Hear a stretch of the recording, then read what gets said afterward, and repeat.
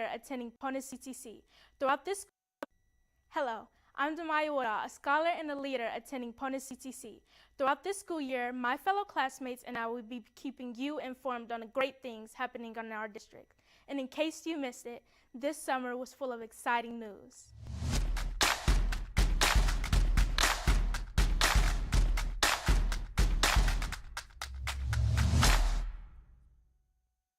This year, DPS is under new leadership with our interim superintendent, Dr. David Lawrence. Dr. Lawrence is a Dunbar graduate and has a long history with DPS. He began his work with the district in 1995.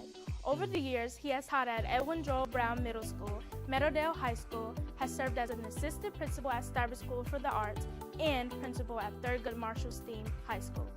I'm personally looking forward to just getting out to school buildings every day and seeing the progress in terms of how we're trying to build culture. And I think that's a part of communication. Communication can be verbal, nonverbal, but also it can be your presence itself. And I think by being in school buildings on a regular basis, at lunch duty, recess duty, tying shoes for second graders and first graders, at athletic events, and just showing the administrative team that's closest to me on cabinet and those people in the schools that we really are going to work on culture this year. And all those school results, they'll come. We are looking forward to an amazing school year under his guidance. After a long overdue upgrade, the Welcome Stadium renovations are officially done. Come out and show your DPS spirit by attending a game and experiencing the new and improved stadium for yourself. Unable to attend the game? Catch our Games of the Week live streamed on the DPS YouTube channel. Games are streamed on either Thursday or Friday from students like me in the Ponitz Media Arts Pathway. Recently, the district broke ground on the Transportation Center renovation project. The renovated center will include more open space, break rooms, additional restrooms, consultation and conference rooms, office spaces, and more. Wrapping things up, DPS has so many great staff members who help our district thrive. In this episode, we're spotlighting Rob Hunter, the district's Director of Operations. Mr. Hunter has been with the district since 2019.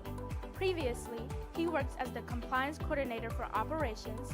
His day-to-day duties consist of meeting with the staff, going out to buildings, performing compliance inspections, and ensuring buildings meet all safety standards. That's it for this episode of In Case You Missed It. Catch us next time for more district highlights and follow us on social media to get the most up-to-date info and news 24/7. I'm Damaya Woodall, and remember, you can waste your life drawing lines or you can live your life by crossing them. Quote by Shonda Rhimes.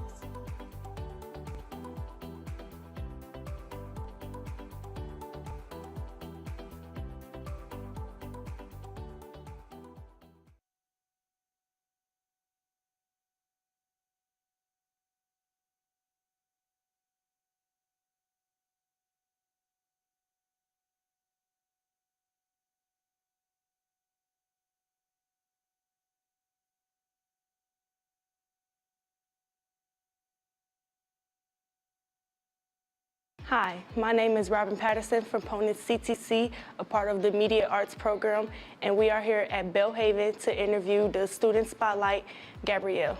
Gabrielle Shanklin has been a Belhaven Bobcat since kindergarten. She's always a pleasure to have in class and exemplifies following the Bobcat way every day.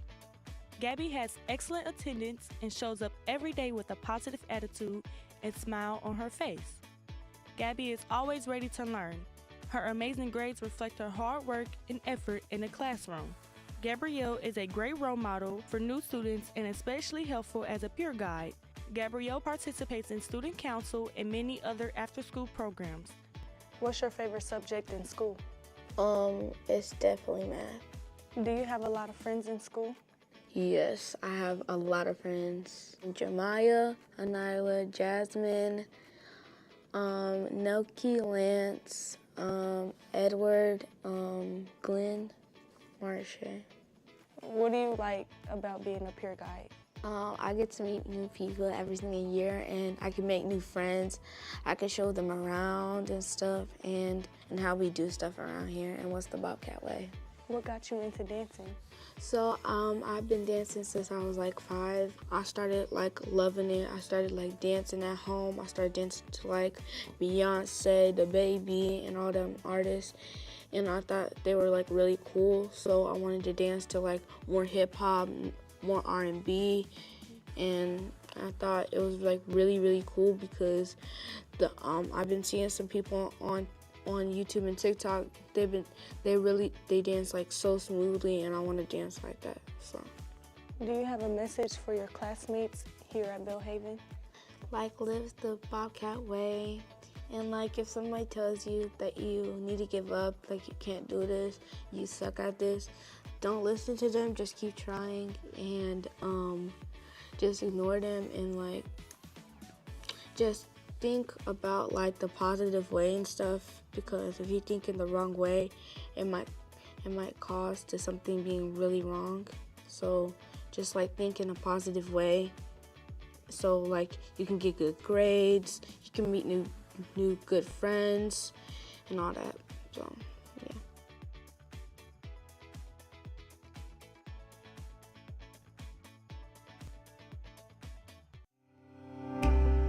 Hello, my name is Kamaya Hilton Thomas, and I am a senior at Stiver School for the Arts. I started taking College Credit Plus classes in the 8th grade up until this year, where I recently got my associate's degree before my high school diploma. I started with very few classes, and then I just kept growing and growing. Many people recommended I keep a small course load, but I kept leveling up and taking as many as I could. So I kept maxing those hours out, and over the summer I took 16 or 15 credit hours so I can just be one step closer to getting my degree. Not many people have an associate's degree. Straight out of high school, some people, go start working without a degree, or maybe they even take a gap year or go to school. So to have that one thing done and accomplished is great. It's gonna save me a tremendous amount of money. Even though I have gotten a scholarship, it also helps though, because it's that scholarship is only 4 years. So if I go over that time, or I need to help and take other courses, I have that done. And that actually has helped me, because that's basically a free degree that I can lean back on.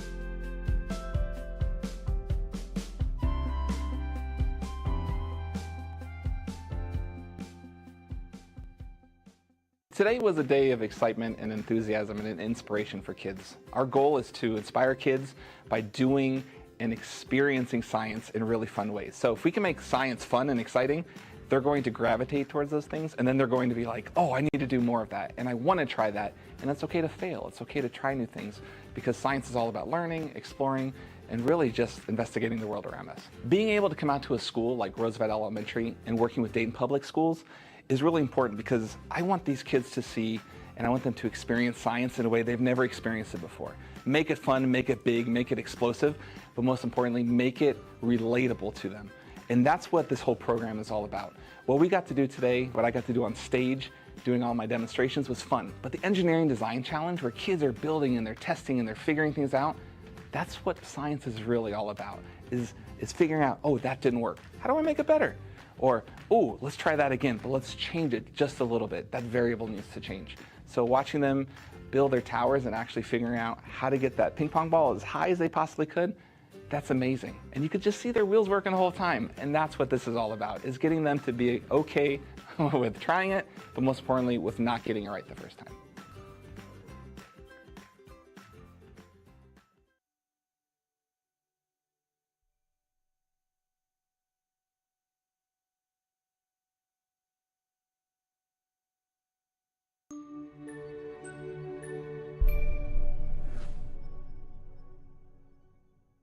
Hey, I'm Nishan, and I'm here at Wagaman Middle School interviewing the student spotlight, Christina.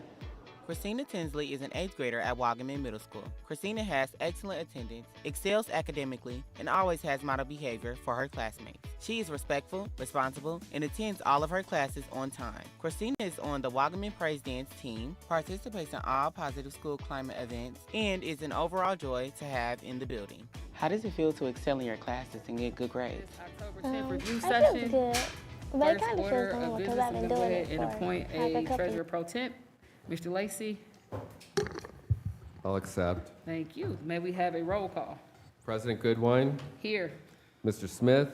Present. Mr. Sampson? Here. Ms. Wick?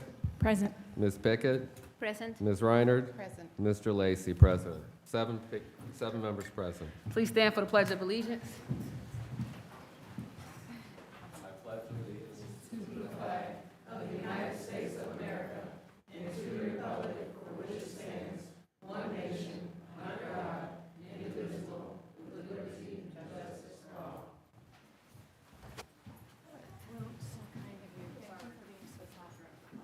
Okay, thank you.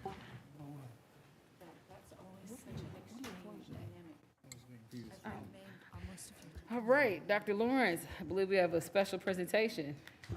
We do. We're going to talk about academics today, and we had something called Operation Report Card, where all 28 principals came in to have a conversation around the report card. And we're just going to give an overview of that this week.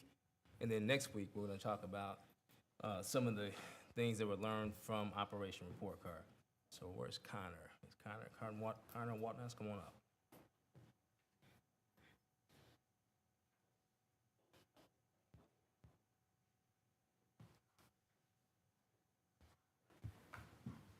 Good evening, Board President Dr. Goodwine, Superintendent Dr. Lawrence, and board members. Thank you for having me here this evening to present Operation Report Card and the information that was involved with it. Tonight, we will discuss this operation's goal and some of the results of meeting with different administrators on their individual report card needs. The goal was to inform schools on how that they were evaluated. During these meetings, members of the team included the superintendent, the associate superintendents, chief of schools, chief academic officer, and building principals and some of their assistant principals. Our goal was to help build capacity and building leadership. We wanted these principals to understand how to make data-driven decision-making from these report cards, professional development ideas, instructional leadership, and self-reflection. We also wanted to build capacity within the district and show what the district could do more to help out with the report cards. We also wanted to affirm the hard work that staff members have been doing. Staff works tirelessly every day, and we wanted to make sure that we showed all the benefits of their hard work. Throughout our meetings, we were able to engage in a dialogue where we could talk with principals on where they could gain additional points, which would transfer to a star rating for higher achievement. Discussions included the performance index, how performance index was calculated, and how those transfer based upon the OST to those individual students. We also developed into specific school needs, where could schools make the most benefit. We built energy and rapport with the administration throughout our meetings, and we wanted to make sure that principals and administrators felt that we were on their side and helping them identify areas of school improvement. We also discussed areas of district support, so we wanted to discuss reporting, human resources needs, and specific student needs. Right now, schools are reviewing these report cards with their teams through PLCs. They are creating plans to address areas of immediate control where they can find easy fixes and quick fixes. They're also recognizing areas where they can make big gains and ways that they can increase their report card rating. Reviewing this data in the staff process and earning stars, what they've been doing is having a breakdown of that data through conversations that we had throughout Operation Report Card. Many schools have invited me and my colleague, the Director of Assessment and Accountability, to present to their staff the individual breakdown of the report card. District administrators are attending PLCs. They're supporting building leadership and explanations that we provided them throughout our meeting. They're identifying areas of process and improvement and implementing, and they're educating everybody within their building on how to increase the report card data. Does anybody have any questions? Thank you. Open it up to the board for any questions.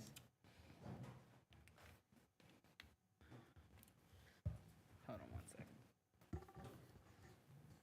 All right, I have a couple questions. Okay. So, like, give me an example of what we're actually doing. So throughout the report card data, there are 7 components, 7 including the overall rating, where we talked about achievement, progress, the gap index, the gap performance, college career readiness, graduation, and early literacy. And we talked about each of those components and what goes into those components. Okay, and how is that gonna make next year's report card different than this year's report card? So with each individual component, such as gap closing, what we would do is identify where those areas of where you can break down the points. So we would discuss how the report card could be influenced from gifted, performance index, achievement, and value added. So we wanted to make sure that principals understood how the state was evaluating each individual school and how those components translated to a star rating. And is this new information for our principals? Many of them walked away feeling that this was new information, yes. Okay, anyone else has questions? Go ahead, Board Member Witt. Thank you. Thanks for this presentation and information. Once the teachers get, or the principals get their arms wrapped around maybe identifying some of these gaps and some of these pieces, I would be interested in hearing their plans as to how they're going, the work and what that looks like, what it looks like in each building, and yeah, just identifying our gaps from a building perspective, so we as a bigger resource can make sure that those schools are receiving what they need. There are all kinds of spaces where I think that we can be more collaborative in doing that work, but I would love to hear what the work actually looks like once it's in place. So thank you. Thank you. Anyone else? Board Member Dr. Pickett. Thank you. I just want to make sure that when I heard words like big gains and quick fixes, and definitely that is something that is needed. But I also would like to, next week when we talk about it, to hear more about the theoretical frameworks that we're using to ensure that we have a sustainable long-term success. Thank you. Board Member Reiner. Thank you, Madam President. I know that the report card system from the Ohio Department of Education has changed significantly in the last few years. It's changed for the better. I think that there's still a lot of room for growth. I was part of a group with the Ohio School Board Association that really looked at a holistic view of how we can evaluate our schools and trying to propose that to the ODE. Can you tell me how the data and the information that you got from ODE about test scores in buildings is different now than it was with the previous report cards? What additional information you have that is helpful and how that's giving you room to adapt and shift? Yeah, some of it when it comes to the reporting, such as performance index and individual categories, subgroups, that is a moving target. So we wanted to make sure that principals and in turn staff understood that this is what the goal was, but this goal is going to increase next year based upon what the state has already mandated. Okay, and is there, you know, off the top of your head, I think this is a more long-term conversation. Are we as a board doing everything we can to support the teachers in giving these kids access to every single academic opportunity? Again, this is a really huge question that I'm asking you. What I think I'm asking you is, we would love to get some feedback from you. You know, think about it, and you know, superintendent, obviously, this is we would love for you to come to the board with some of these things, but you know, feedback about what are we missing, what else can we provide for you that would strengthen these kids' academic opportunities. Thank you. Yeah, will do. Thank you. Anyone else? Vice President Smith. Thank you. First off, appreciate you coming in. This is more so of a comment than an outright question, because you may have some of these things already going on and I just don't know. But I definitely think this is a moment that we could use to bring community in as well when we talk about what are we doing with this. That being because one of the things that we look at when we talk about Dayton Public Schools and just Dayton in general people look at the school district and they look at the rating, and without knowing what composes the rating, it's, you know, you lump it and say, okay, Dayton's an F city. Dayton, this is an F neighborhood because this. So I think there should also be some linkages with the community, and understanding, because they are part of this whole educational piece. And even if they don't show up directly on the report card, our communities are part of what gets shown on those report cards. So I think this would be a great opportunity to get with some of the families and communities that we have around this area to really have some discussions about what the district is doing about the report card, reflecting what is shown on the report card, breaking that down for our families, and then just hearing what they want to see. What do they think would improve things around Dayton Public Schools? Board Member Smith, I just want to say that we're currently working on an academic action plan with the NAACP, Hope Zone, Learn to Earn, and I'll be at Corinthian on Saturday from 1 to 3. There's a community event, and so we're going to be out on tour gathering that information, and I know that we look forward to bringing that back to the board and you. If you're going on tour, I'll be a roadie. I look forward to it. Thank you. Anything else? Board Member Lacey. So is the state isn't talking about takeovers anymore, are they? Not that I'm aware of. So, and they are not, I mean, and so Youngstown's board is fully in charge again and so forth? Okay. All right, thank you. Anyone else? Yeah, I have just some thoughts myself too. I do want to echo Vice President Smith here with really reaching out to our resources around us that don't just stop at our employees, because we have a long history of us trying to figure out just a way to do this better, and we've yet to really get to that level of where we found something that sticks, to work long term. And I do think that when you don't know the answer, you ask other individuals to help you really come up with a solution. And we are at a critical time throughout our district of finding those answers to not only close the gaps, improve the achievement level, but really save lives of kids and have them actually invest and believe that education can do all the things that we say that it can do. So I do encourage us to take this conversation beyond just the traditional places that we have gone, such as the churches, such as the community centers, such as just in our buildings, and really get out here and find people to help us. I mean, people ask all the time, what can I do to help? This is, bring an idea forward. We have a lot of minds that are constantly working right now, trying to figure out a way to really make a connection with children who we've not been able to connect with. And that's 20 plus years of us trying something different and constantly trying to improve based on what we know works and what doesn't work.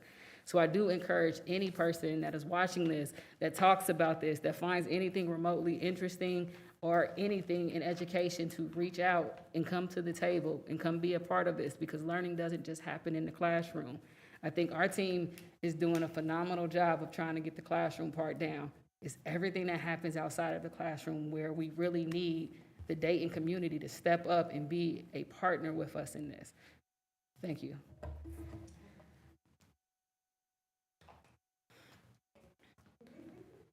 All right, I believe next we have hearing of the public. Mr. Lacey, do we have any registered speakers? Yes, we do. Would Brittany Muller please step forward?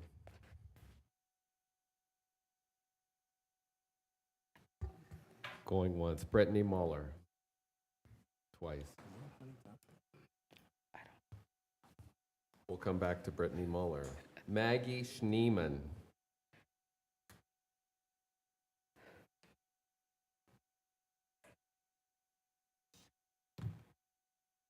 Sharon Berger.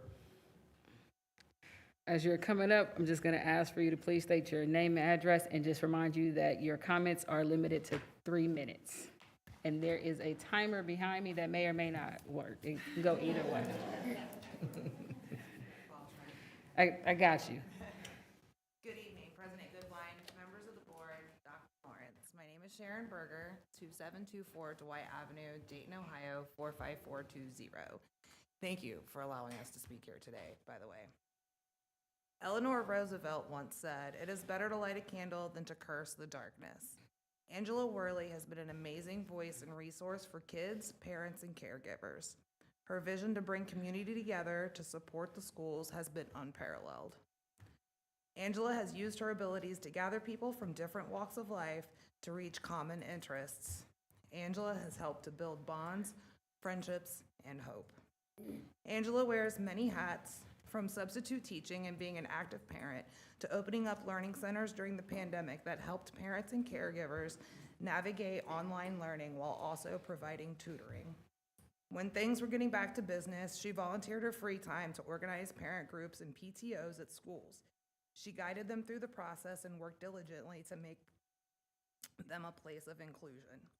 When Angela was offered the family engagement position within the district, I'm not gonna lie, I was afraid of losing her as a resource to answer the random questions that I needed guidance on. But as it turned out, with the position, communication improved naturally, and once we had district-wide events that we knew ahead of time and not just coverage after the fact. I didn't lose a resource, we all gained one. She introduced after-school clubs and activities for kids, events that entire families could attend throughout the district and not just in our own little bubbles. Angela has also included the greater community by inviting businesses, churches, and other organizations into the conversation. So often, so many in the community are willing and excited to help, but don't know what they need to do to get involved. Angela changed that. Angela has the trust and loyalty of the entire community. She has the gift of reaching people on their level and empowering them to make the change that they want to see. Angela has more dedication and ambition to help others than anyone I've encountered. Her focus and drive have been a blessing for this district, and there aren't words enough to express my gratitude for her service. Where so many like myself curse the darkness, Angela is there striking matches. Thank you. Estella Cruz.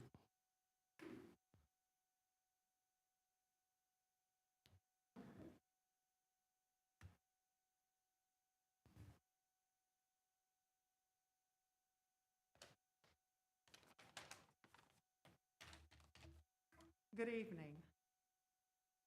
I'm Estella Cruz.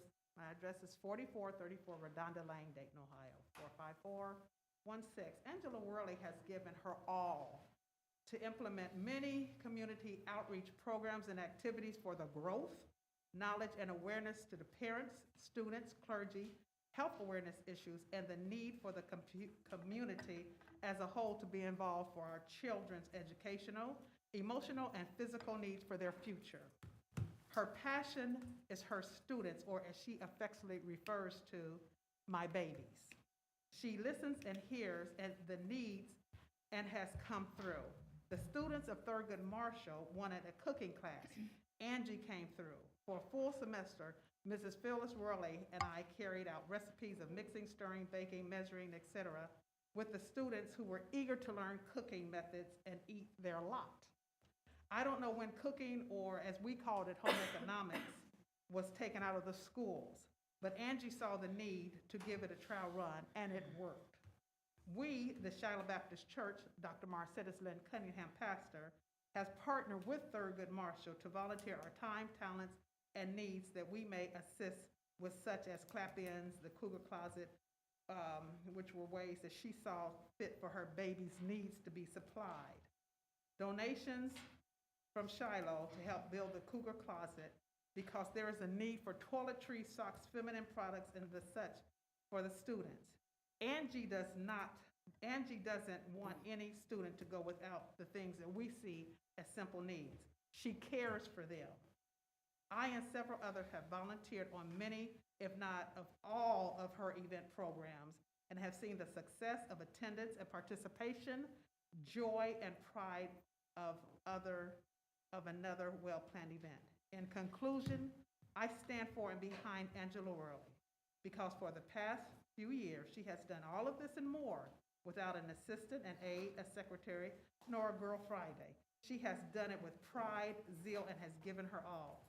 She understands the students, parents, and knows this community that she has grown up in and taught in. Angela Worley has done a phenomenal job. Well done, Angie. Well done. Thank you. Cassandra Harris.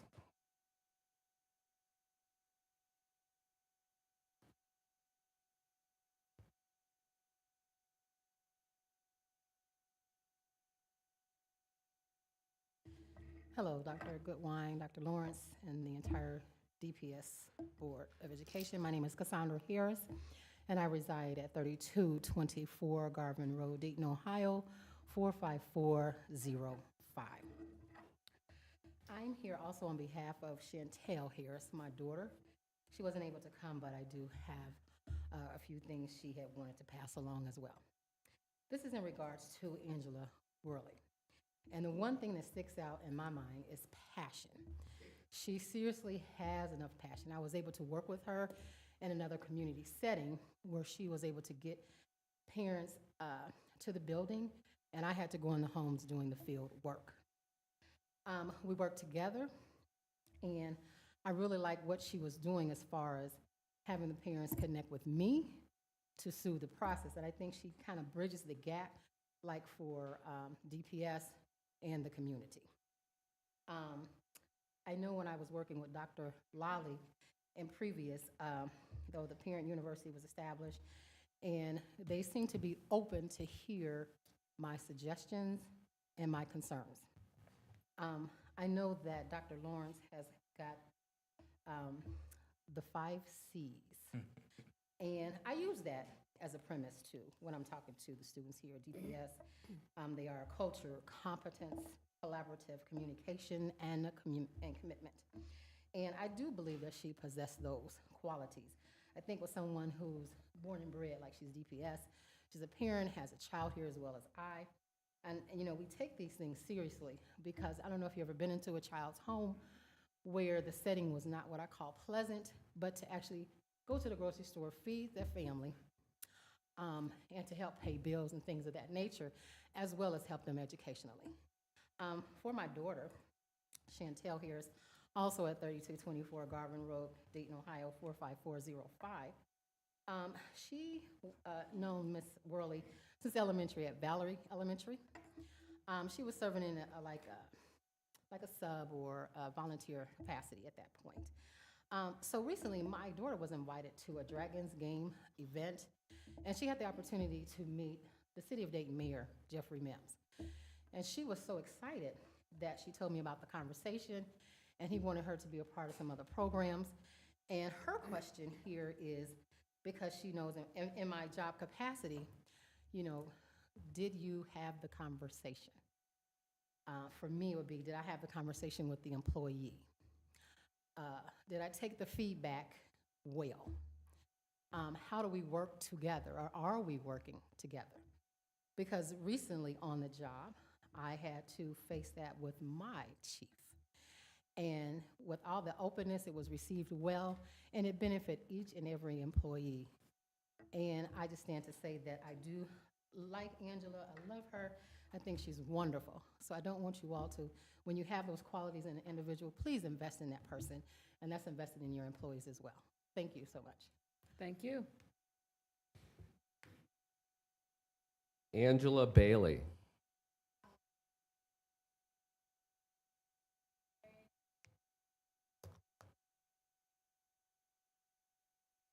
Thank you. Jamie Ryan.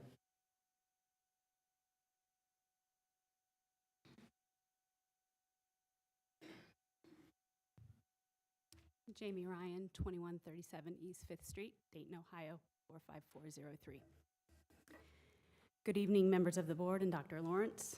I am here tonight to voice my support for Miss Angela Worley and the work she has done for the students, families, and community in this district. Angela has a love for her school district that is evident through all the work that she has done over the past many years. I first met Angela and her mother about 5 years ago when she held a meeting for parents at the Northwest Recreation Center. She had organized this meeting for parents to discuss our concerns within the district and how to get involved. It was around this time that I started regularly attending and speaking at board meetings. I can trace my advocacy work in the district back to her. Angela has been thoroughly involved in the district long before her official position in family and community engagement, You likely know or have heard all of the events, presentations, meetings she has had a hand in, so I will not list them now. I am concerned that an individual like Angela, who has done so much and worked so tirelessly for our district, has found it untenable to continue working downtown. Losing Angela and finding an equal replacement is going to be very difficult, if not impossible. However, what is even more problematic is the environment in the administrative offices downtown. I'm wondering, is there a lack of collegiality, a lack of collaboration, a lack of civility or communication downtown? Are job descriptions and departmental roles being modified without input from those they affect? I'd like to encourage the interim superintendent and the associate superintendents, along with the chiefs and directors, to take a look at the culture downtown. We can't afford to lose any more dedicated advocates for our district. I am truly disheartened to see Angela leave DPS. She is an inspiration to many of us. She will be sorely missed. Thank you for your time. Thank you. Becky Griffin.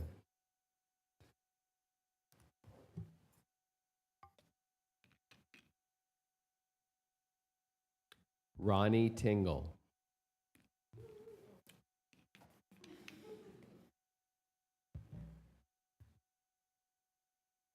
Hello, board. I am superintendent. Thank you for taking this position. We appreciate you.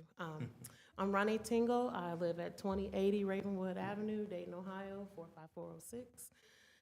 Moving to 502 Kenilworth. That needs to be that. But anyway, I am here I have a lot of concerns with the district, of course, but first I have three things. First thing was trying to volunteer in the school. When you come through the man trap of the doors with the hall office, very safe, I appreciate that, but not being able to go through the building was alarming a little bit, and then not to be able to go to my child's class, another alarming point. So also when I have time, I would like to be able to go and volunteer my time, and it's not a scheduled time. I might have an hour here where I can come and say, teacher, I can come and sit in your classroom while you go pee, and I'll stay with this class or do whatever, or, grade papers so that she doesn't have to take hers off time to do those separate things that we usually do when we go to volunteer. So volunteering in the classroom is hard to find. Thank you, Ms. Goodwine, for posting that on how we fill out the volunteer packet, the forms and stuff, because there's a lot more than just going to the school like we used to. So I understand safety, so we can think, but thank you. Number two, transportation has improved drastically, so thank you. Thank you, Dr. Lawrence. Thank you, Ms. Goodwine. Thank you, everyone that had kept putting their hands back into it to make sure that people that were outside of quadrant was able to get back and forth to school. The children are going to school, but then the teachers don't have anything for them to do. They have a lot for them to do to the point where you don't know where to start. And I think that's alarming. And then you have a classroom set of books, but there's no classroom set that goes home with the students. So I have nothing to reference back when they're trying to tell me what they learned today. I have no way to teach them. Or if they had a question that the teacher couldn't answer, I have no way to go back and say, if we read this chapter, we should be able to find out what you learned today. So I would like some classroom, and then, it's so hot right here. Some books to go home. Thirdly, Ms. Worley, I became very frustrated as a parent, as a coach, as a person just trying to volunteer my time. Why is this so hard? Why is this so hard? And she told me what to do. She talked to me, she emailed me, she inboxed me on Facebook, she invited me to groups, she invited me to everything that was going on at DPS, and she tried to teach me how to be an advocate for the children, not just an angry parent and don't know what to do next. So Ms. Worley is a valuable asset. I'm not sure exactly why she wouldn't want to stay here. I can probably name 1,000 reasons why, but I hope that she changes her mind. So I appreciate your time, and please revisit why she would want to leave. Thank you. Thank you. Peggy Burks.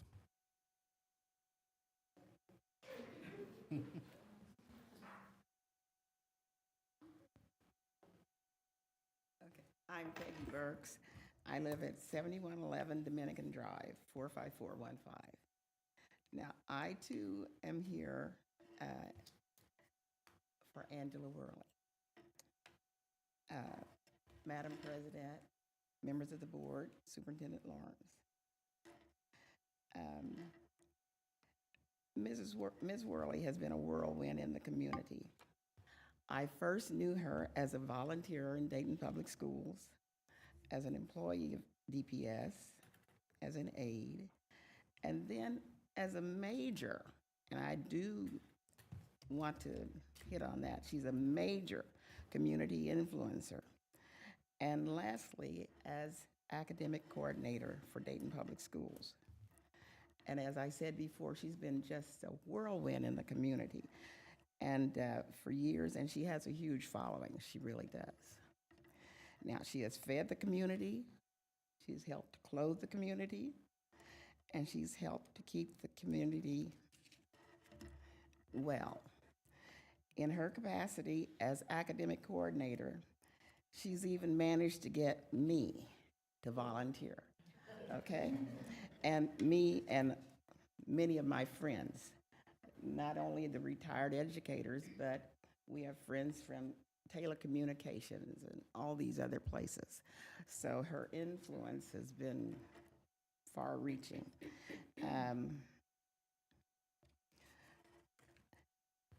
In going to these events that I reluctantly wanted to go to, I found that I was really surprised, and I shouldn't have been because Angie doesn't have to do anything. She's such an asset, and I just hope that she continues to do the job that she's been doing. She loves her community, and she loves Dayton Public Schools, but she realizes this one thing that I want everybody to know. Schools make the community. It's not the other way around. So realize your assets, okay? Realize them. Thank you. April Harris.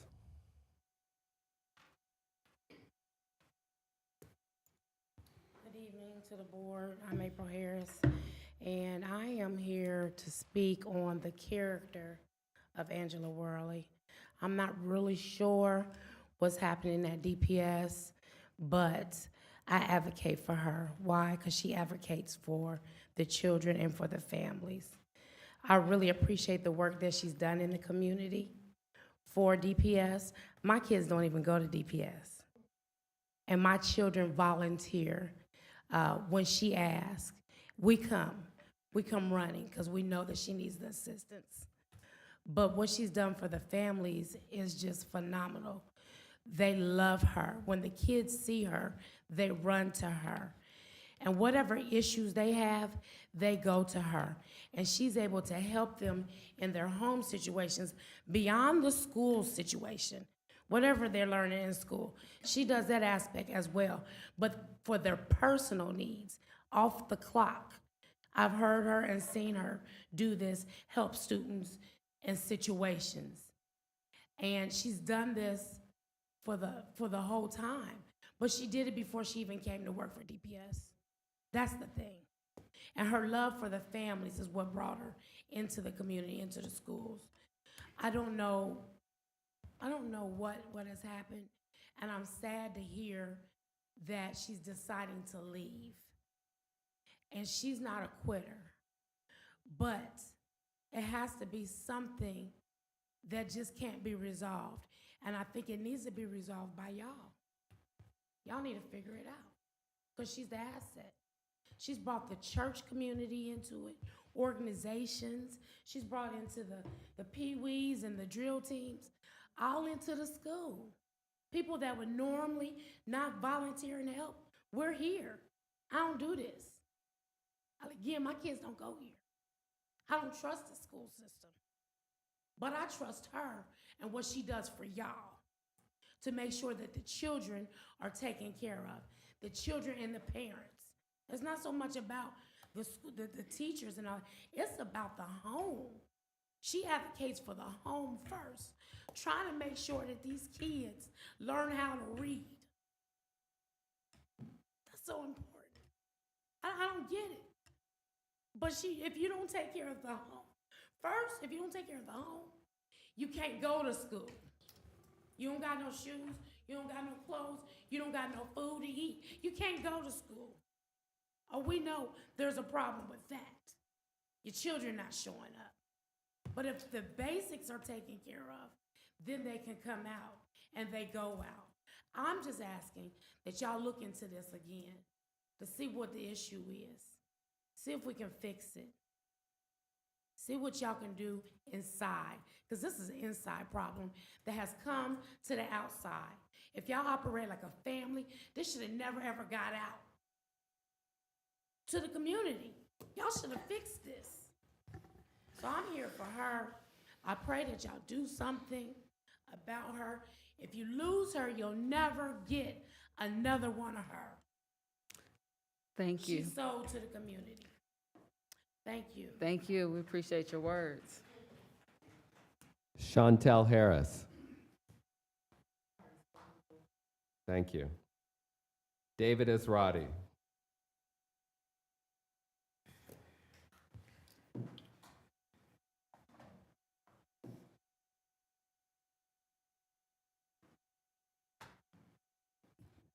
David Israti, 113 Bonner Street. You know, I heard Ms. Goodwine say just a few minutes ago that we know what works, that you know what you're doing. I don't see any test scores that say that. I don't see any behavior that says that.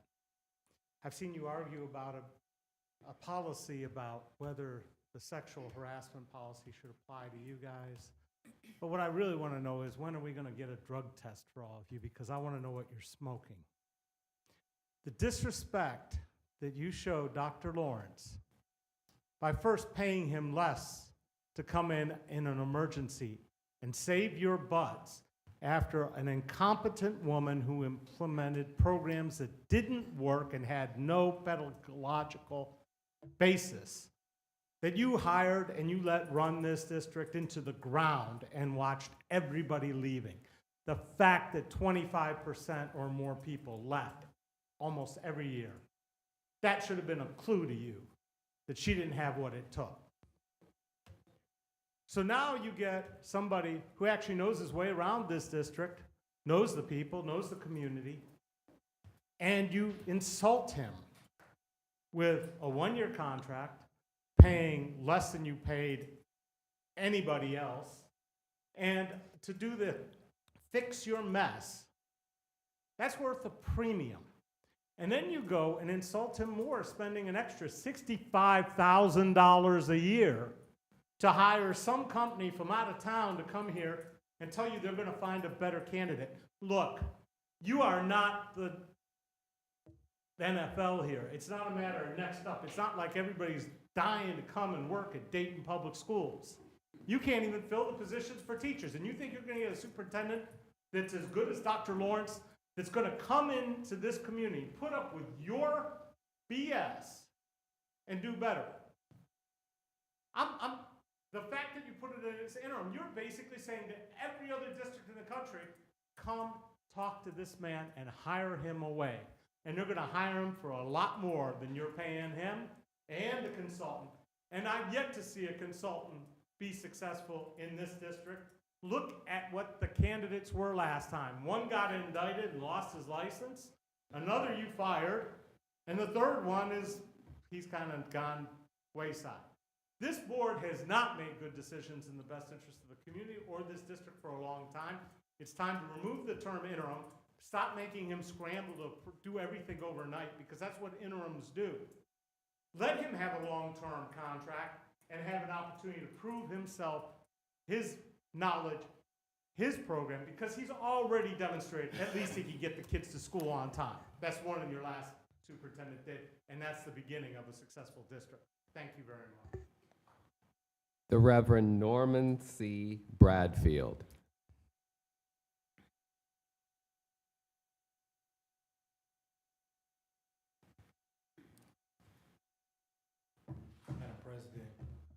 superintendent, board members. First of all, let me lighten the mood. And everywhere I go, I lighten the mood because I like to tell jokes, right? That clock is running.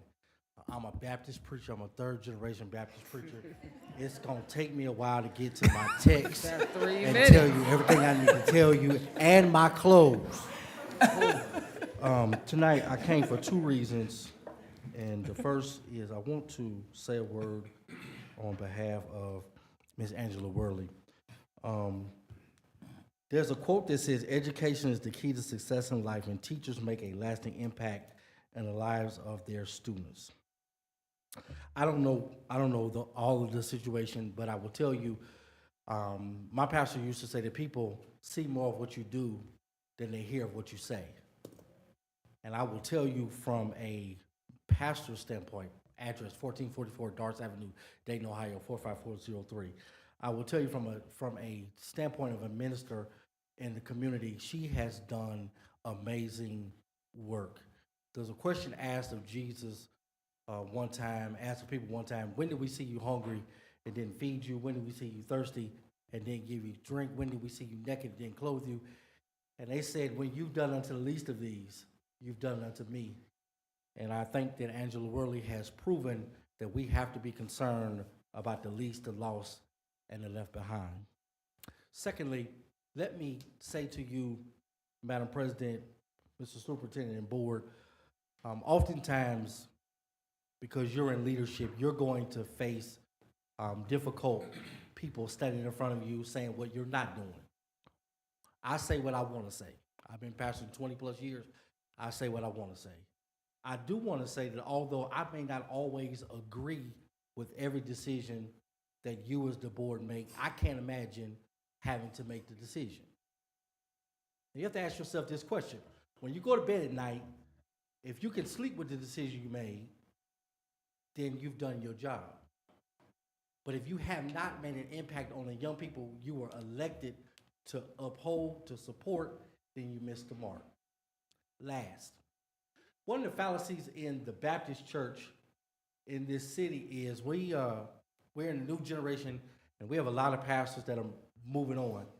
And we like to go on these national searches for pastors.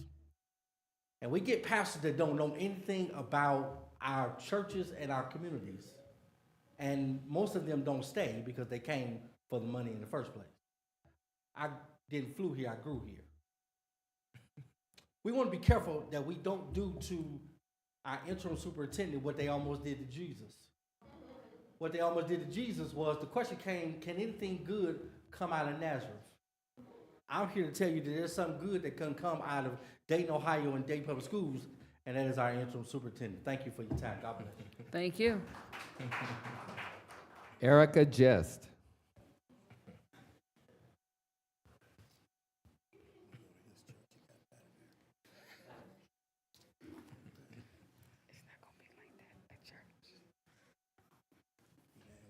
My name is Erica Gates, 462 Liscombe Drive, Dayton, Ohio, 45417.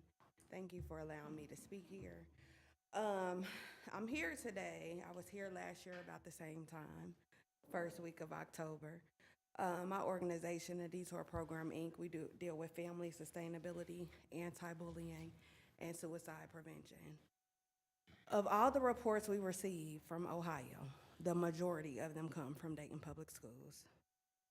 Per the Ohio Revised Code, the month of September is designated as School Prevention Awareness Month. This month is used to highlight your policies to prohibit harassment, intimidating, or bullying.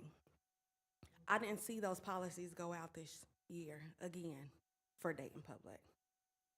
I can't say that you didn't know because I stood here this time last year. I've seen in Ohio, the rate of suicide is every 34 hours, a child dies by suicide. I'm standing here as a graduate of Dunbar High School, where I stood in Dunbar suicidal.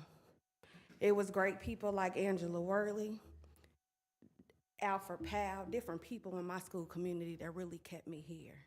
And so it hurts me to stand here 23 years later and you're still losing the people that are helping the kids. It hurts me to stand here a year later as a graduate of DPS getting contracts from other districts.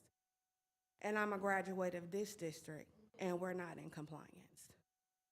So I'm asking again, if you can do what you need to do to save the children of DPS. They are dying rapidly by suicide. Their home lives are hard. They don't have a lot of help, and they spend the majority of their time at school.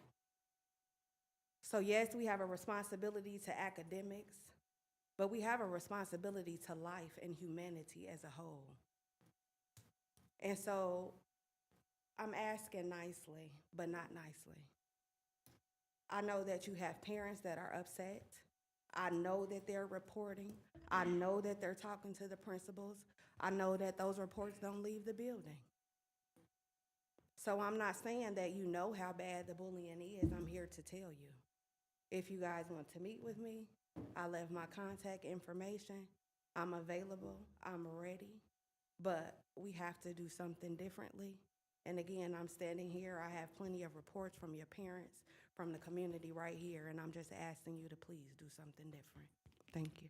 Thank you. That concludes the hearing of the public. Thank you. Dr. Lawrence, your first recommendation.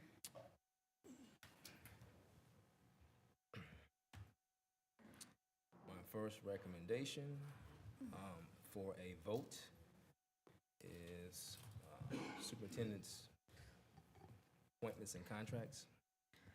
Human resources. Human resources. I'm actually going to ask if the board would be okay for us to vote on this after exec session, because there are several questions about individuals on here. Does anyone have an objection to that? No. Okay, we're good with that. All right. So then Yep. we move to B. I recommend the approval of the following human resource DEA after July 10th separations. And this is for a vote? Yep, this is for a vote. Is there a motion? So moved. Is there a second? Moved and properly second by Board Member Wick and Board Member Smith. Any questions? Question. Go ahead. Thank you, Madam President. Since we pulled human resources for a vote, some of these individuals in B is listed in that, so we should pull B as well. All right, well, one of you guys want to pull your motion till after exec session? I move to pull my motion for approval. Is that it? You just got to pull it. That's Pull it. my That's motion. fine. Thank you. Okay, so we will come back to A and B after exec session. Your next recommendation? My recommendation is that we review the contracts All right. posted. Give you guys a second to check them out, and if there are any questions. Board Member Reiner? Thank you, Madam President. Superintendent, there are a lot of these that I would just like to go through and get some clarification on. Sure. Starting with AGM Energy Services. The description just doesn't translate for me. Can you explain a little bit more what this means? The translation of that is they are the architects for HVAC, or HVAC replacement for phase 2 in the district. So they essentially draw up the drawings and let us know where we need to go and what we need to do in terms of HVAC. Okay, thank you. Could we get some clarification on the SOCIA strategies for the HR department assessment? Absolutely.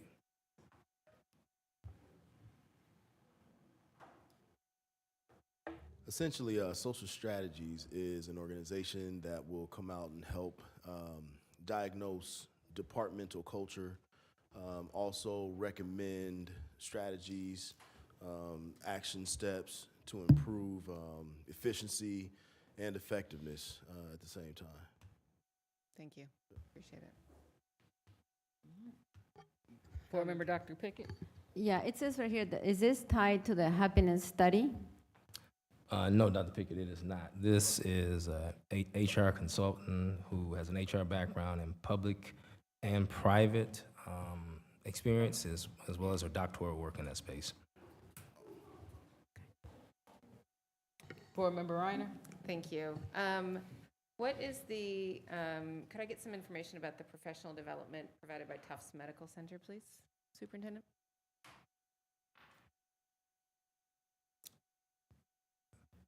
Absolutely. Yep, I don't My academic team. It Let me says get back, Tufts Medical let me get Center. back to, let me get back with you on that. Board Member Reiner. Okay. And then I have a question about Waste Management of Ohio. I know that in the past, we've had contracts for district waste and recycling disposal, but there have been a number of high school students that have done some outreach to the board and said that they're concerned that we're not actually recycling. I know that the process of recycling material, it is a very complex process. Not everybody, even if recycling is collected, the recycling is done. I would like to know, as somebody who cares very deeply about our resources, our physical resources, do we recycle? Is that something that happens at every single building, or is everything put into one bin? If not, what can we do to make sure that we are disposing of our waste and recycling in a responsible manner? Board Member Reiner, great observation. The stark reality is we only recycle effectively at one school, and that is Stivers School for the Arts. That is something that we need to work through as a team and get out to the rest of the district and work through that process. What do you think? So, thank you for letting me know of what the recycling status is at that school. I assume, is that because of the advocacy that the student made a couple of years ago for us to really recycle? And then what can we do to make sure that we're doing it in all of our buildings?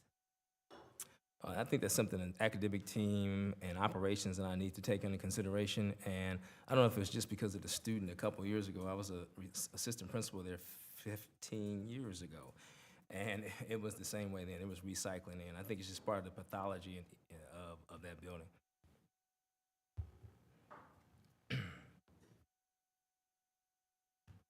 Morning, afternoon, board members and superintendent and board president. So I do have a little bit of knowledge about the recycling program.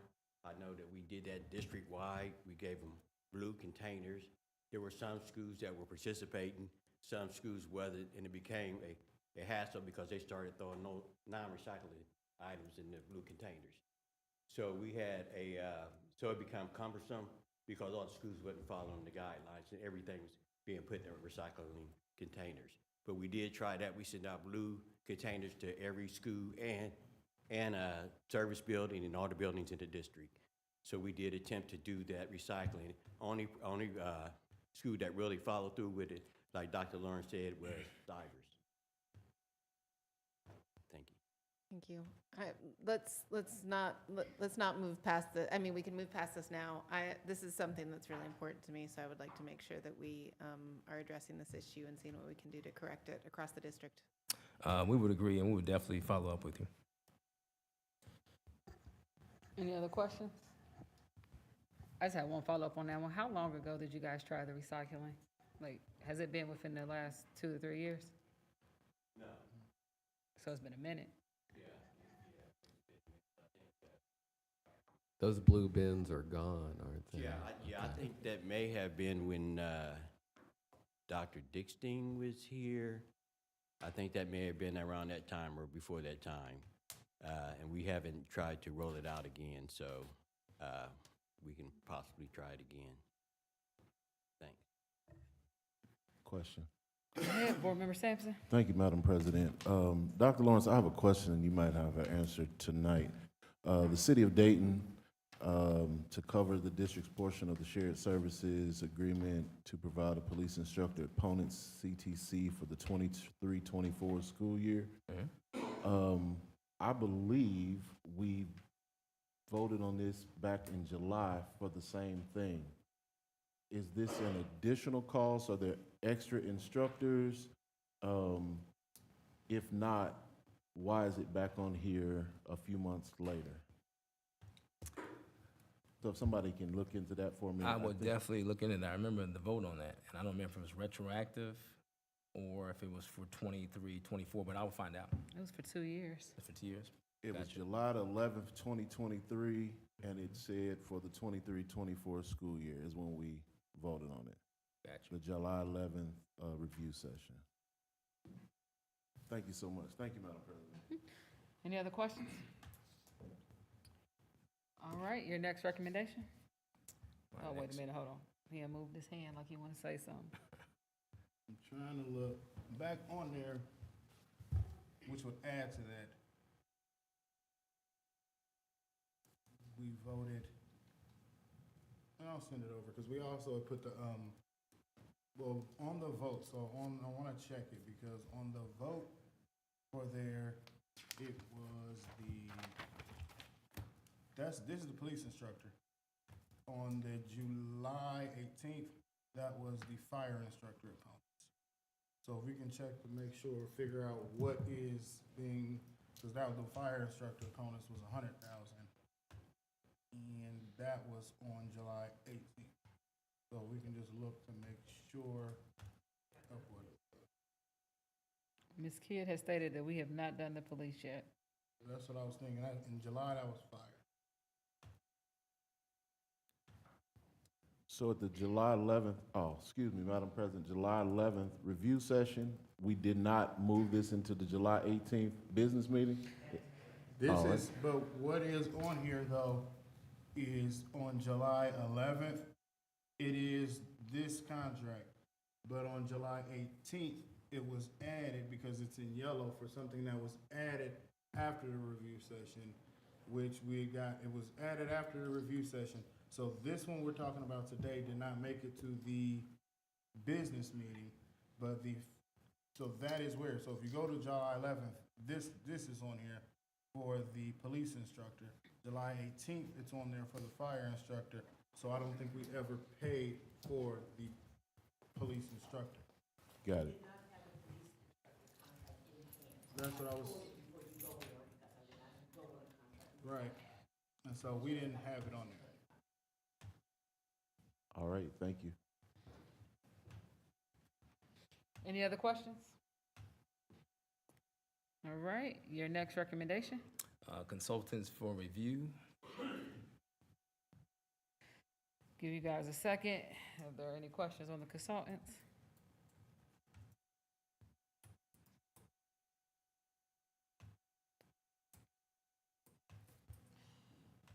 Any questions? All right, your next recommendation? Next recommendation.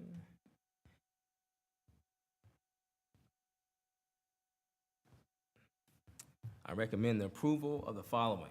Gives us great pleasure to provide access to the Ohio High School. Hold on, he said he wants You want me to do the waiver? waiver 48-hour rule. I waive the 48-hour No, rule. no. You have to ask us to waive the 48 hours. I'm gonna do it myself. It's not on here. How about that? Yeah. You are. No, so just ask us for a 48-hour. Would you waive the 48-hour rule? Is there a motion to waive the 48-hour rule for item E that I will let Dr. Lawrence? So moved. Second. Moved by Board Member Smith, second by Board Member Wick. Any questions? Seeing none, may we have a vote? President Goodwine? Yes. Mr. Smith? Yes. Mr. Sampson? Yes. Ms. Wick? Yes. Dr. Pickett? Yes. Ms. Reinert? Yes. Mr. Lacy, yes. All right, 7 now, yes. now your recommendation. Thank you so much, Board Member Smith. Thank you for that. In my excitement, I'm looking out here at Victoria Jones. Thank you for all of your work in helping to bring the Ohio High School Athletic Association State Track Meet to Dayton, Ohio Welcome Stadium, our newly renovated stadium, on May 31st and June 1st of this year. So I'm recommending that we approve the rental agreement for OSHA to use our stadium. 15,000 people per day.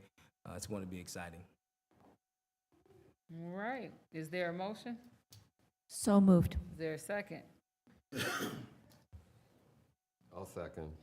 Moved by Board Member Wick, second by Board Member Lacy. Are there any questions? Board Member Smith? No question. Just definitely want to lift up Ms. Jones. I don't think it can be understated on what this does to our community. We're talking about the state coming here, which adds to just revenue across the board. So I appreciate your vision and your work with, dealing with people at the state. I think this is a far, far, far, far, far step away from just where this district was. I think when it came to the state. We're talking about a district that was on probation from the state. We're talking about a district that the state wouldn't give us a scrimmage anywhere. And so to see that in the time that you've been here, you've been able to get us to a point where the state entrusts us to have the largest track meet in the state of Ohio to be here. So I want to appreciate the work that you've done. So I just wanted to lift that up. Appreciate you. Any other questions or comments? Board Member Wick? Thank you, thank you, thank you. This is super exciting for the district, our kids, the community, and we better get our concession sales. We're really gonna go. Let's go. So really, super exciting work. So pleased to be a part of it, and kudos to Superintendent Lawrence and Victoria, Athletic Director, and her legal team who have put this together. It was so much fun to walk through that stadium with these folks. It gave me such joy. At every corner they went in that beautiful facility they had such a look of joy on their face, of appreciation for this wonderful asset that we have created at DPS. So thank you to the community for your continued support of your investment in this facility. And to our kids and families too, thank you for your continued support. And let's all do what we can to make sure we take care of it and behave in ways that represent the wonderful asset that it is for our community. Thanks so much. Thank you. Any other comments? I just had a couple. First, I'm gonna thank the Board of Education for actually approving the funds and getting it started years ago for us to actually renovate the stadium. And then second, I do want to give a shout out to Chief Jones, because this is purely through the relationships that she has cultivated over the years and the standards that she has held our athletic department through, that even this opportunity has come to us. And it's rare that I give a compliment, so I wanted to give you one publicly in front of people so you didn't have to hear about it later, because this is really a big deal. And I hope that we get more opportunities to bring more of the OSHA meets back into our areas, so not only that our students can see the competition on that level, but so that our community can also benefit from the economic development that comes through when these type of opportunities come through. There aren't any other questions? Maybe have a vote.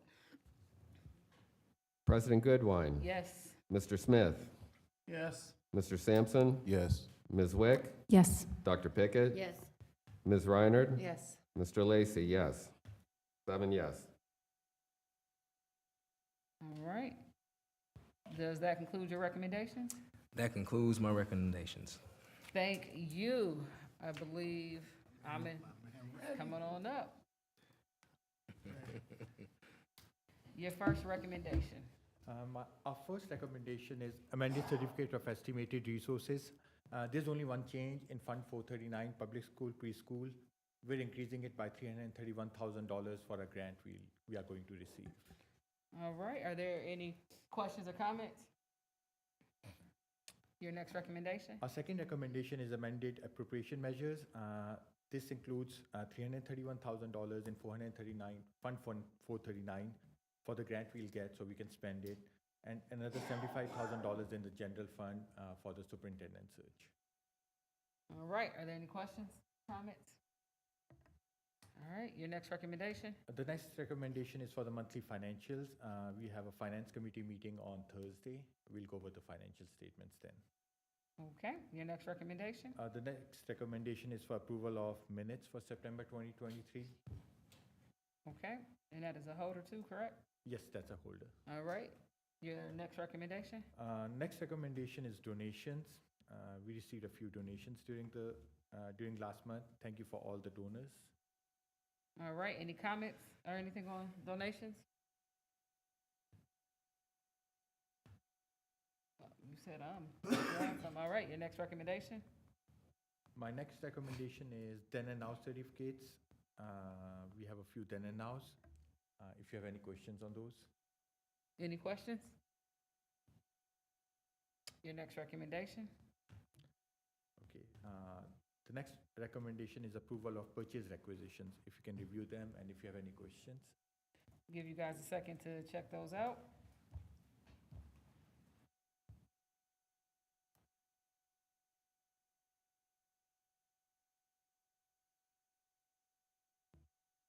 Any questions?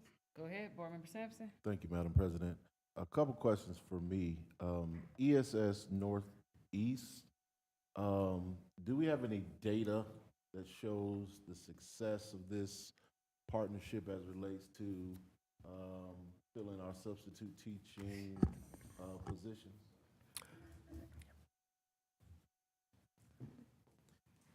And so right now, we have roughly a 54% fill rate. And I can get I can parse out week by week what that looks like now. So I can send it to the entire board. Board Member Sampson, I'd just like to add, we have our administrative team and getting in contact, purchasing is getting in contact with ESS. We'll be meeting with their president. We are not sure we're going to continue this process at $2.2 million with a 54% fill rate. Yeah. And we met with their regional manager today, just so she could break down the data, because the spreadsheet that she sent was a little bit unclear, but those things have since been clarified for us. Got it. Thank you. And my second question is the Flock Group. Can you tell me a little more of the need for license plate readers at our school? I am so glad you asked, because I've received several community questions about that, so I'm excited to bring Chief Wright up to talk about the capabilities and capacity of the Flock Group. Good evening, President Goodwine, Superintendent Lawrence, and board members. I'm gonna pass out some documents here. You were not anticipating. So funny. Thank you.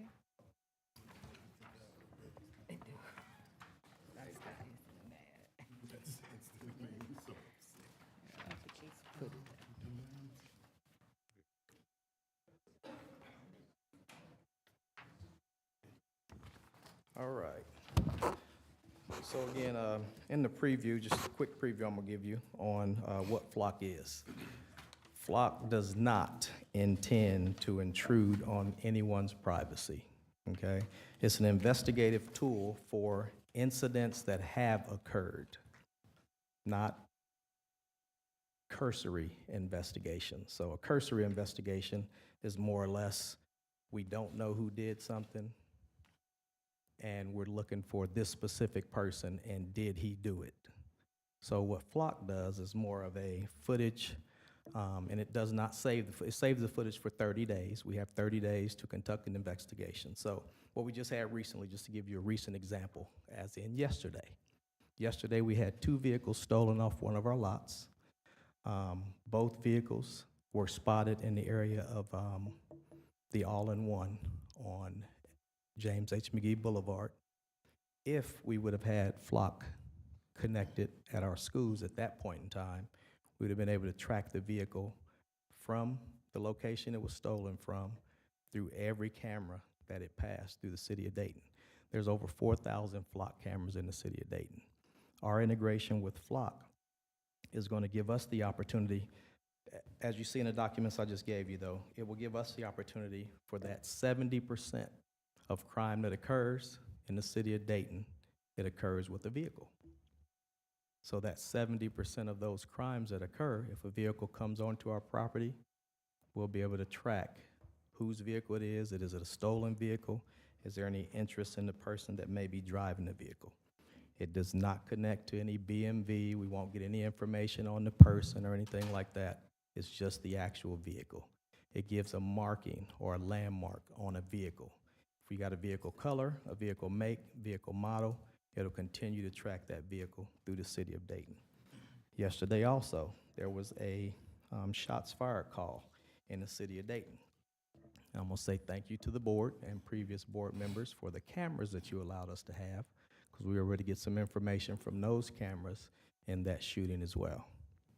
So Flock, again, it's more or less a virtual protection tool that we hope we never have to use. But when we get these stolen vehicles dumped on our properties, we'll have a timeline of being able to track and figure out where those vehicles came from. Can I follow up on your question before you jump into another one?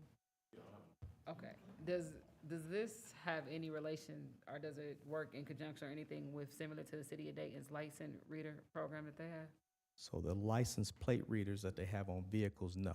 They do have Flock as well, though. Okay. Any other questions? No other questions? All right. Where'd Ami go? Oh. Does that conclude your recommendations? It was, You got some questions? yeah. Give me 1 second. Okay. Even though I said it 3 times. No, I thought He you was wasn't talking ready. to Chief, right? Don't do me, Colonel White graduate. There you go. Just There so you rude. go. So rude. So I did have a question. It was on something else different. With the vapor detection system, could you give me a sense of when will we be rolling it out? What are we expecting to capture? Like, what will be the process of this as we talk about this vapor detection system?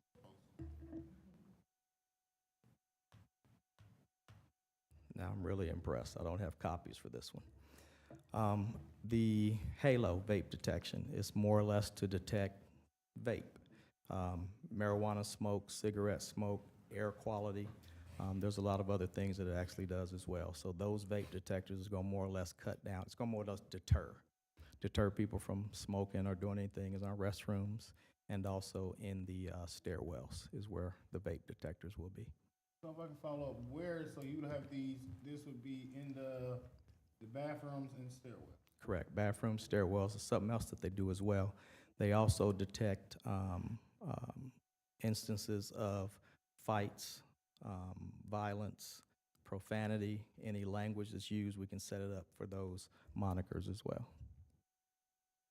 So then that now opens up a separate set of questions. Okay. Good deal. Because I get trying to curb the vaping and the smoking. Mhm. My fear is that then who's monitoring, say, like profanity or So- conversations? Like, how do then we draw the line of because I don't want us to become over punitive and then Got say, it. okay, Got it. well, this kid was smoking in the hallway. Mhm. This kid said a curse word. Got it. So the profanity is not tracked as in what they're saying is the instances of, is it a fight or is there something going on? What's the words that's being used in the Okay. actual areas? So Also, would this be like the company no, tracking these no, things? no, Or it would be someone us. on our It would be in side the, it tracking? would be in the district Okay. and safety and security.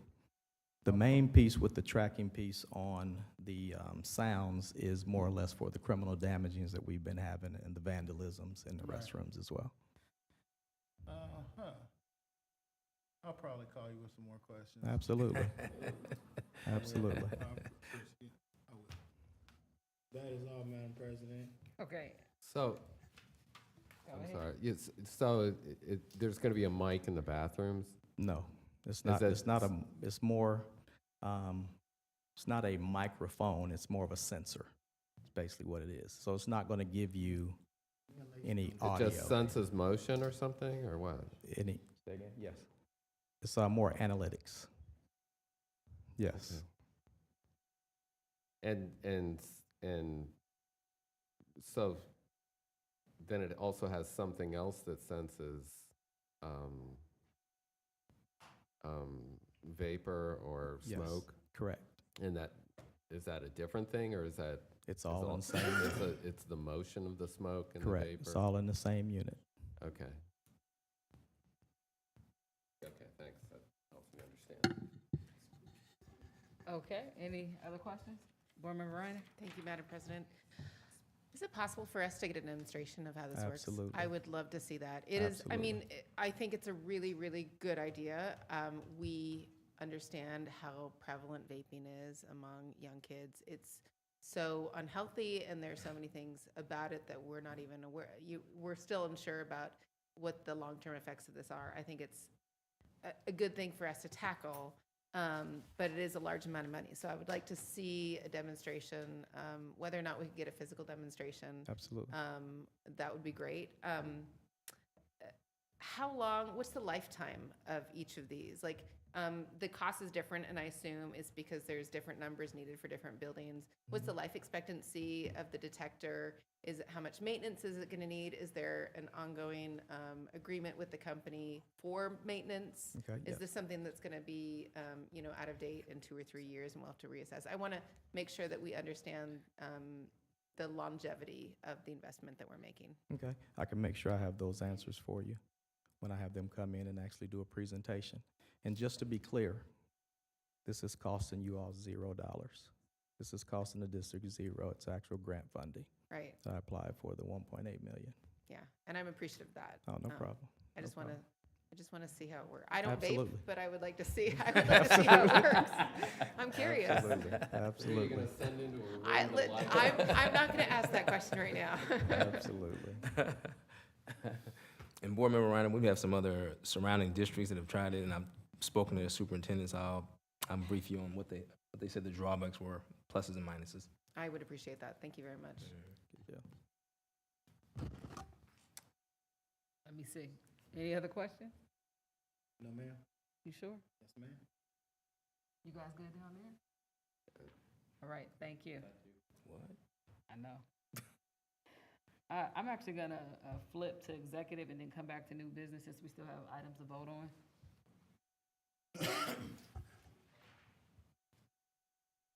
Pursuant to section 121.22G 2 of the Ohio Revised Code, I move that this board go into executive session. This meeting is being held to consider the appointment, employment, dismissal of a public employee, to consider and confer with an attorney involving pending or imminent court action. Is there a second? Second. Moved by Board Member Goodwine and Sampson. second by Sampson. Any questions?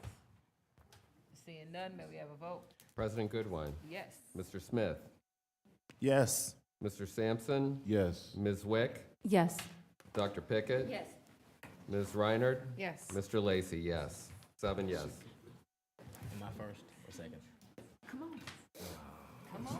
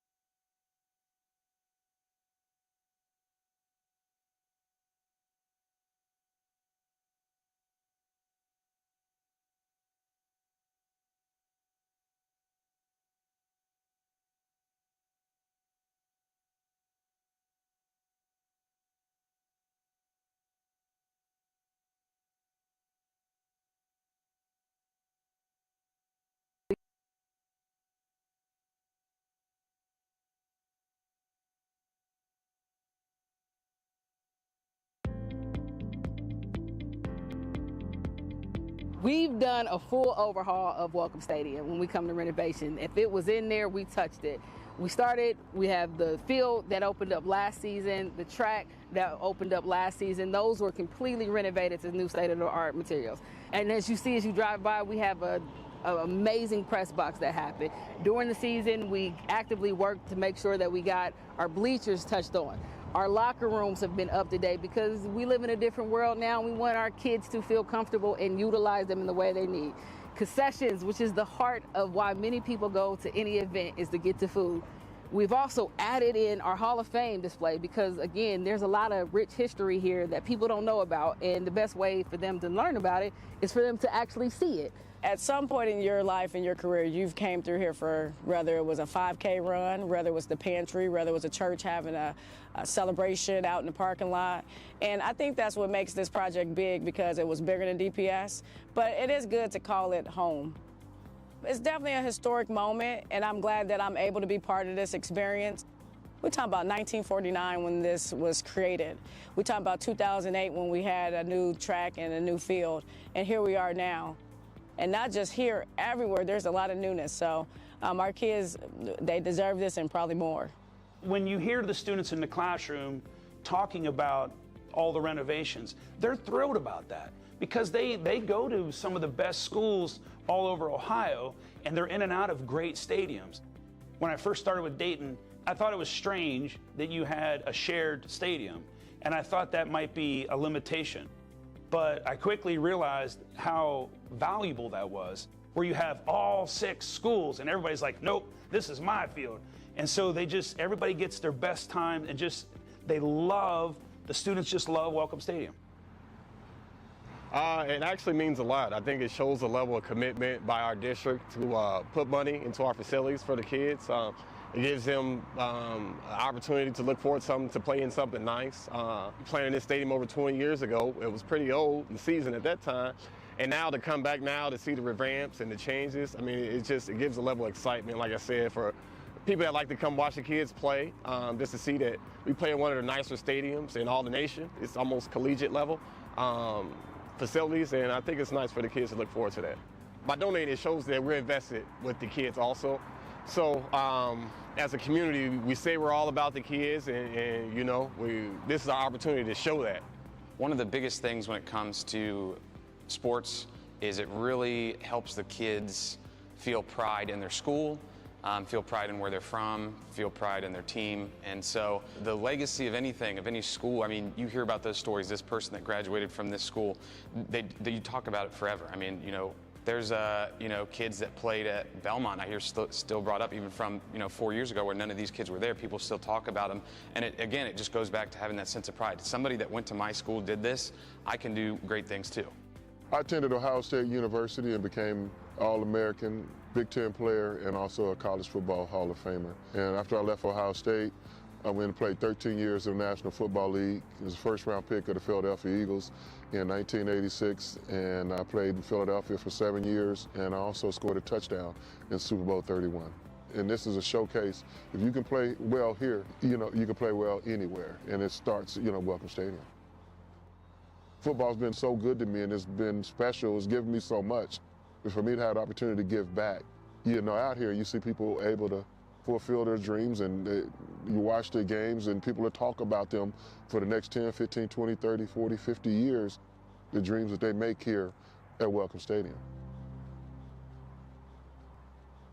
Just being here, I mean, as a coach, as a community member, as a member of Thurgood Marshall alumni, just to see the renovation, see the opportunity that's being brought to the students here it's amazing, because this is our future. The student population right now, in another 10 years, they're going to be the people that are representing and making the decisions for our city, for our community, for just pretty much our society.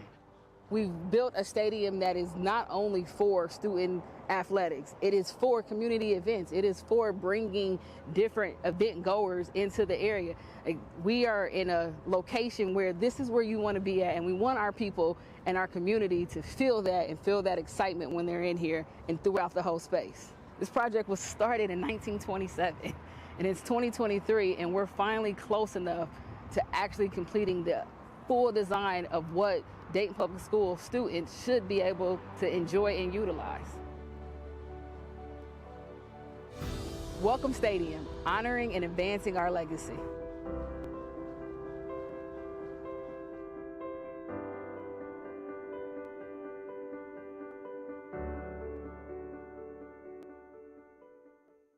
Hello, I am Rachel Blanks, 5th grade cluster leader at Edison Elementary School, and I am Dayton Public Schools. Asking me why I enjoy DPS is really a loaded question. How can I not love DPS? So I started here in 1990. I'm probably dating myself, but as a kindergartner at Fairview Elementary. So I grew up in this district. I watched my father work in this district. I watched my mother volunteer in this district. My daughter was in the district. This district is just like an extended family to me. It's just it's a huge part of Dayton. I've seen the successes. I've seen the opportunities that arise out of Dayton Public Schools. I believe in DPS. When I see the students the smiles on their faces, when I see those proverbial light bulbs, when I hear them telling me, Mrs. Blanks, I got it, or thank you, Mrs. Blanks, or Mrs. Blanks, can I stay here for the rest of the day? But also when I hear from parents and they're telling me how I have helped their child grow academically, behaviorally, emotionally, it's a big deal to me. Making a difference in the lives of my students is something that I take very seriously, whether it's exposing them to Japanese culture, which we're doing this year, or just helping them with exponents or multiplication tables. It's something that I do every day. Choosing Dayton Public right now is choosing to be a part of being a positive catalyst for change.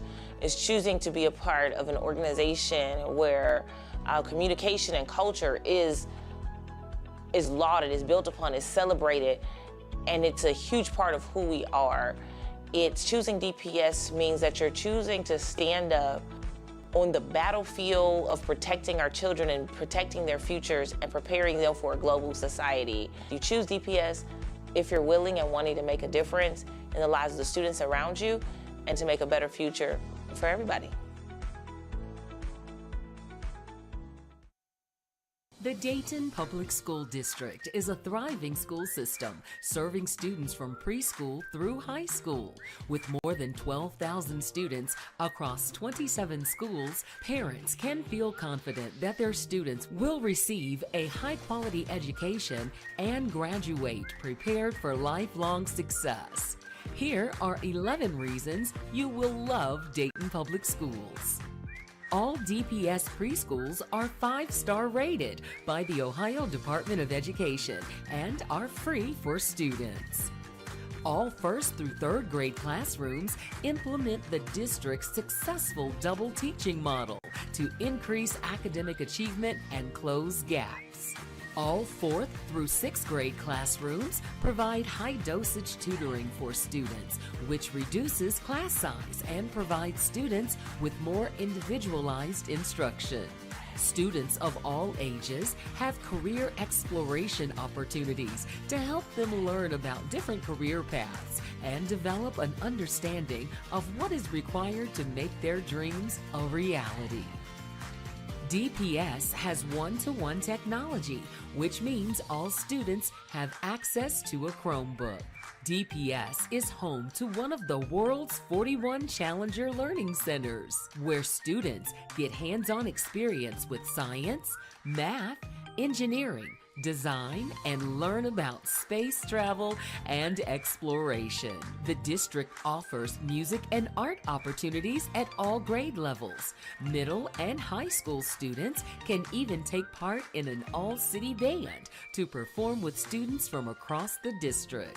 Middle school students can participate in Project Lead the Way classes to explore STEM concepts and learn valuable life skills. These courses are designed to teach students to be problem solvers, critical thinkers, and team players. The district cares about both students and their families. Family resource coordinators are in many schools to help connect families to any resources they may need. And student resiliency coordinators and student behavior therapists are available to any student who may need counseling or support. The district offers 2 career technology centers to prepare students for college and careers. At Ponitz CTC and Meadowdale CTC, students can choose from dozens of pathways and begin working toward industry credentials in their chosen field. All high school students can participate in College Credit Plus courses, which allows them to earn college credits for free during high school. These credits transfer to public colleges and universities after graduation. Students can even earn an associate degree while in high school. Learn more and enroll today at DaytonPublic.com.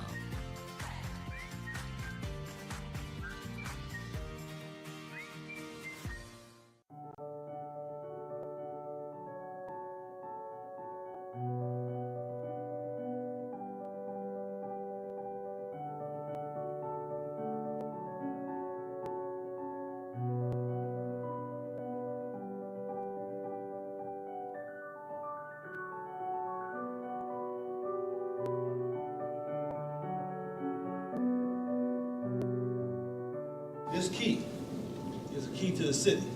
Now, I could say it opens every door. That would be not telling the truth. But it's symbolic of someone that we want to make sure that they feel welcome every time they come to Dayton.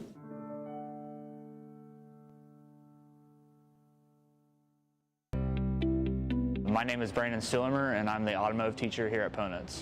I'm actually a Ponitz automotive graduate. After I graduated, I went to the military and became a mechanic for the military. After that, I came back and went to college and ended up coming here to teach at the program I graduated from. In this program, I learned the basic skills like tools, theories, and principles of how brakes work, how engines operate. My sophomore year, we took motors. We broke them all down, put them right back together.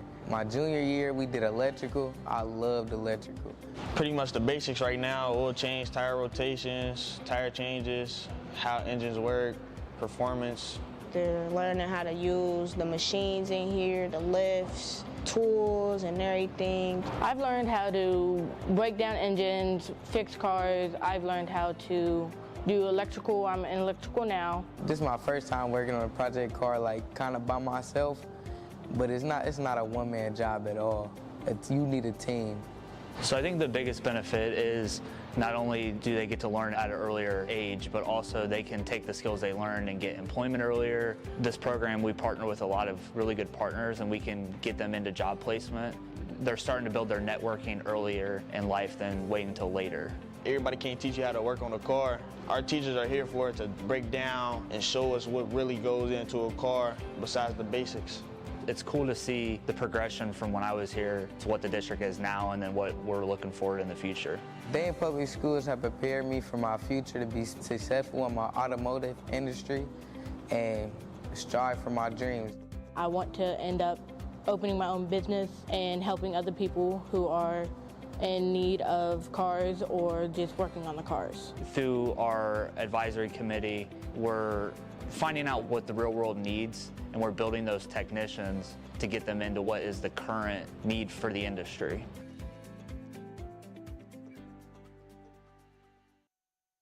My name is Kevin G. Jewett. I work for Dayton Public Schools. I am a bus driver and OBI trainee at this time. When I joined DPS, it was at a time where me as a bricklayer, I couldn't find a job, and they have kept me working ever since I got here. Long as, you have integrity, they trust you. There's primarily integrity and trust. Long as you're fair about that, they're fair with you. A bus driver to me means freedom and integrity, issues that I can be trusted, and you can trust me with your children. The ones I carry, they know I'm gonna treat them, and their parents know that I'm gonna treat them just like I treat my kids. Zero tolerance, bullying and whatever, and that I have their best interest. After all, they're the most precious cargo. I love driving. I never thought I would love driving, but I love driving, and I pick any kid up anywhere. And once they're in my care, you best believe I'm gonna do my best to protect them.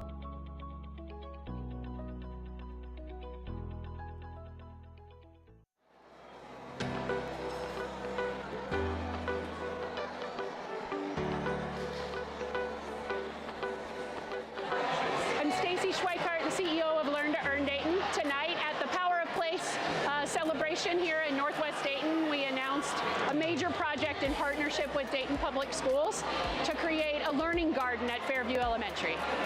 This is a community-inspired event and location. My name is John Steinbrenner. I'm one of the designers at Grunder Landscaping, and I'm just lucky enough to be a part of bringing it to life.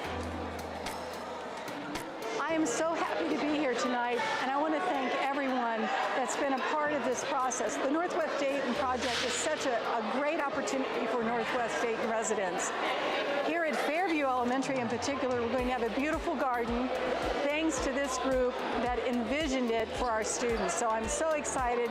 I'm so thankful for the partnership with Learn to Earn Dayton, with the Northwest Dayton Project, with Omega CDC, with all of our partners that have made this possible. Grunder Landscaping, everyone has made this possible. And I'm so thankful for that.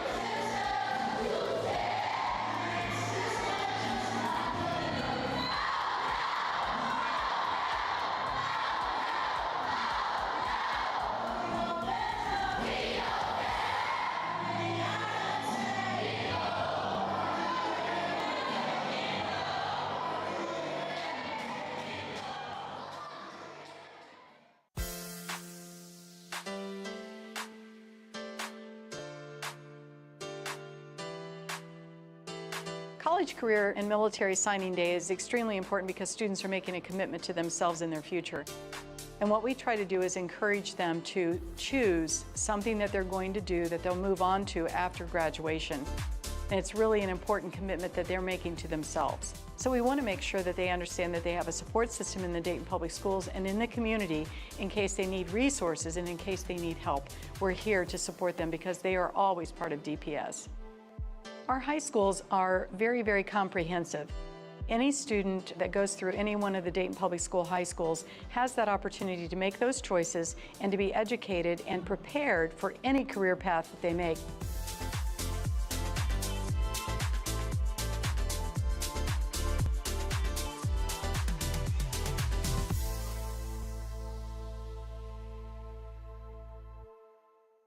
Remember, we tell you before, there are 4 reasons why you vote.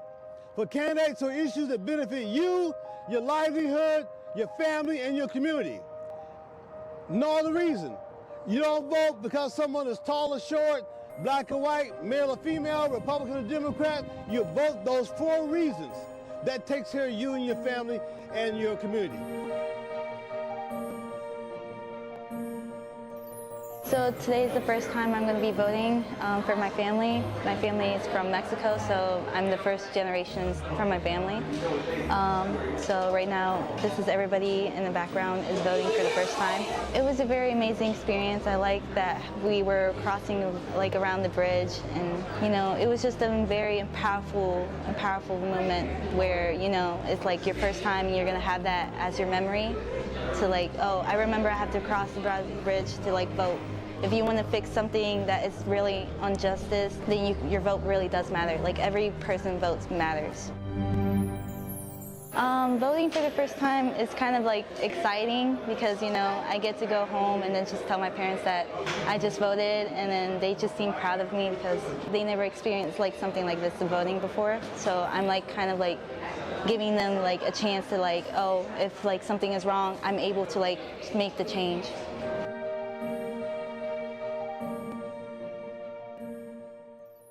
So this is the game design programming pathway. A lot of it involves some basic, like your basic programming class, your game design class, the IT career field, and then the programming career field is ever ending. So, I mean, there's so many opportunities career-wise that kids can really look into and then build upon and get certifications in here to help when they leave here, they're better prepared, and then resume builders are, I mean, they can have as many as they want when it comes to certification, and that looks phenomenal for them. And within this current pathway, I mean, there's endless opportunities for kids when it comes to IT programming, game design. It's been very exciting for the kids that have come through. Some of the stuff we do in here is really cool and very innovative for 21st century learning skills. I learned so far, I'm learning right now the basics of programming and all like functions and all that. And so like I think it's preparing me for the future because like I get to have some experience before I get like thrown out into college or into the real world. And so I could like jump into my career than have to wait and learn after I get out of high school. I feel like DPS gives students a very big variety of choices that they want to do whenever choosing their pathway. So I feel like they're doing good, like giving students like a large amount of options. So this is a career field and a pathway that you can come in and you want to enjoy. You'll enjoy it every day and want to come back. And so that's a huge push. And we can make it as relatable and applicable to students' lives as much as possible.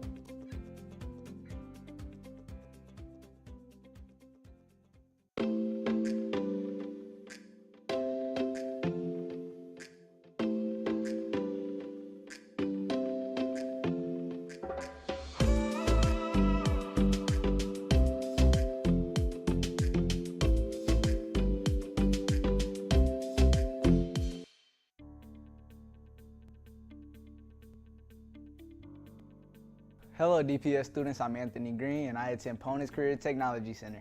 Today I am going to help you learn how to use the Greater Dayton Regional Transit Authority, also known as RTA, for your school transportation. From finding a route to riding the bus and arriving safely at your destination. This video will cover everything you need to know to begin using the RTA today. Let's get started. Finding a route. There are several different ways to find a route to take you to and from school or any other location.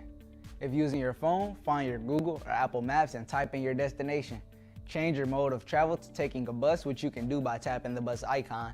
From here, your phone will display your route from walking to the bus stop, riding the bus, and exiting the bus, and walking to your final destination. This same process can take place on a desktop computer. Simply go to Google Maps, type in your destination, change the mode of travel to a bus, and view your route options. If your starting location is not currently filled in, you can type in the address of the location you will be starting from. You can also download the free transit app to view routes. Type in your current location and your destination to view the RTA route you should take. The transit app will also tell you when you should start walking to the bus stop in order to arrive just before the bus pulls up. If you would like to view each RTA route schedule in detail, you can visit the RTA website at iRideRTA.org. From there, select routes and click on each route to view a map, stop locations, and arrival times. Waiting at the bus stop. It is good practice to get to your bus stop at least 5 minutes before the bus is scheduled to arrive. While waiting on the bus, it is important to make yourself visible so the bus driver knows you're waiting. A good way to do this is to stand up and wave when you see the bus approaching. Remember to be fair ready by having your pass in your hand before boarding the bus. Entering the bus and paying for your ride. When you enter the bus, you will need to tap your pass on the payment reader. The passes are good for an unlimited number of rides in a 31-day period. The 31-day period starts the first time you tap your pass. If you receive a new pass before the old one expires, do not activate the new pass until you need it. This will ensure you continue to have unlimited rides throughout the entirety of the next month. It is your responsibility to remember when you activated your pass. To do this, you can mark the date of your first scan and expiration date on the card. DPS is providing students with monthly passes. Passes will be distributed at each high school on a monthly basis. Please speak to your principal if you need one. Note that these cards will not be reloadable and expire after 31 days. Riding the bus. Please take a seat or stand and hold onto a handrail or safety strap while the bus is moving. If you're standing, please be sure to stay behind the yellow line at the front of the bus for your safety. Other rules of the road include no smoking of any kind, no eating or drinking. If you bring food or drinks on board, they must be in a sealed container. While listening to music, wear headphones. Refrain from speaking on cell phones. Customers must not use profanity or engage in disruptive behavior. Vandalism of RTA property is not tolerated. Customers must keep the aisles clear to allow others to pass. If there is limited seating, please allow older customers and those with disabilities to sit down near the front of the bus. Please follow these rules and any other instructions provided by your driver. If rules are not followed, passengers may be removed from the bus. Exiting the bus. When the bus is approaching your stop, you must signal to the driver that you need off by pulling the cord on the side of the bus. Pull the cord after you pass the stop just before the one you need. When exiting the bus, please exit through the rear door to allow people entering the bus to use the front door. Remember that traffic does not stop for transit vehicles. Never cross in front of the bus. And obey all traffic laws and watch for oncoming traffic after exiting. Please exercise caution while crossing roads and intersections. If you have additional questions about using RTA, please visit iRideRTA.org.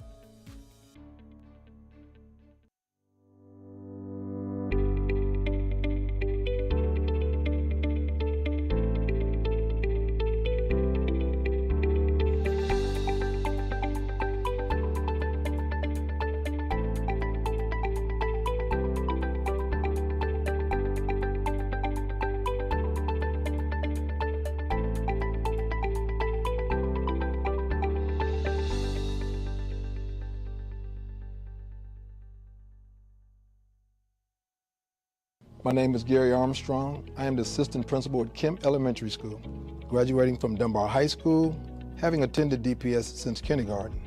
DPS has had a great positive impact on my entire family and given me and several members of my family rewarding careers. I love love impacting the lives of students, male and female. Mentoring and coaching has been a passion of mine my entire career. I enjoy being a role model for students. The benefits of working in DPS are endless. Dayton Public Schools provides a great place for employees to develop as professionals and positively impact the families and students of our community.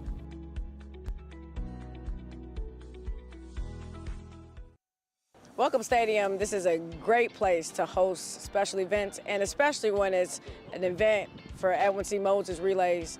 We had a good mix of teams from all over the place. We actually had a team from West Virginia, some Cleveland schools, some Cincinnati schools, so it's always good to have different competition and to be able to share our home with a variety of people. Well, it was amazing because this is their first time being able to compete on the facilities track, and they found out it's a lot different than before. It's a lot faster than before, and not only that, but to experience having a gentleman who had never lost a race in 10 years here to watch them and to provide them with medals. It was an amazing experience. The Dayton Relays, as it was called, we should really work to build that up because it was one of the top track meets in the state of Ohio. People from all around the state would come, all the best schools, all the best relays. You know, this is a prime facility, and we need to get kids more involved in sports on a competitive level as well as sports on the academic level. Hi, I'm Brett Collins in the Media Arts program at Ponus CTC. Today, I am here at Ponus interviewing Art Student of the Month, Javon Christian. Javon is a student in the Graphic Art and Design pathway at Ponus Career Technology Center. He is an outstanding student with excellent attendance. He prioritizes his grades and has maintained all A's and B's since starting at Ponus. Javon is involved in the community and even volunteered as a poll worker for the last election. He also volunteered to distribute Thanksgiving dinners throughout the community during his Thanksgiving break. Javon demonstrates the Ponus 5 P's of being punctual, prepared, polite, presentable, and productive every day. How does it feel to be Student of the Month, and then what did your family say about the accomplishment? It feels great to be Student of the Month. I was kind of shocked to find out that I actually won it, but in my family, they was really happy for me.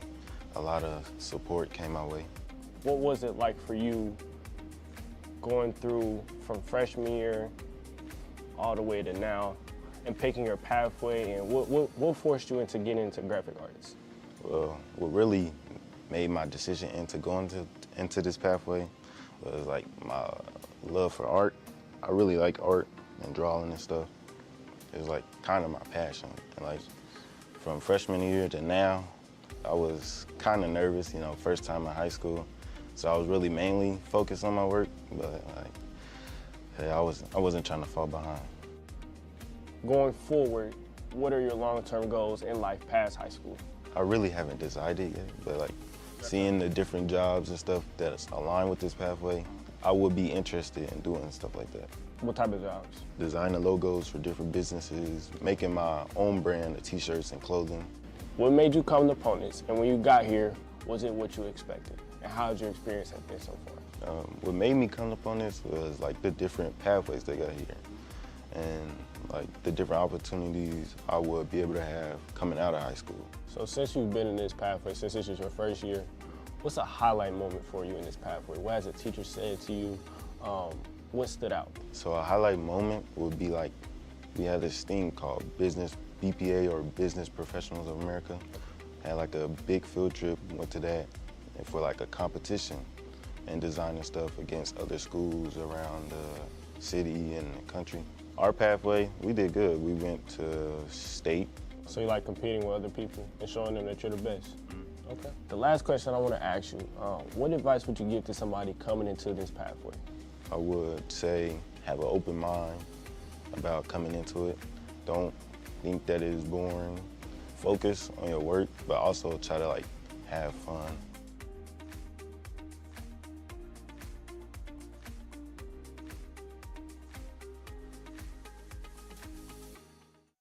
Hello, I'm Chase Wells, a scholar, leader, and now a graduate of Dayton Public Schools. I want to say thank you to Dayton Public Schools. You mean so much to me because of everything I was able to accomplish in these past 4 years of high school. In doing that, you guys created a foundation for me to rely on for my future endeavors. In these past 4 years, I have learned that having a plan is key to your success. Without a plan, you're blindly headed into life, making it hard to push yourself to that next step. DPS provides a great opportunities for students to find their plan and get them past high school as they did for me. DPS has made me a better person by introducing me to the Males of Color program back when I was a sophomore. The Males of Color program provides lots of help, fun activities, but most of all, a family. With that, I became more confident in myself and more determined to do good in my community, and that has made me into the striving young man I am today. For my future graduates, stay focused, know your plan, and be the best that you can be. You are your greatest enemy. Only you can stop you from being great. The sky is the limit. And now, this is the last episode in case you missed it for the school year.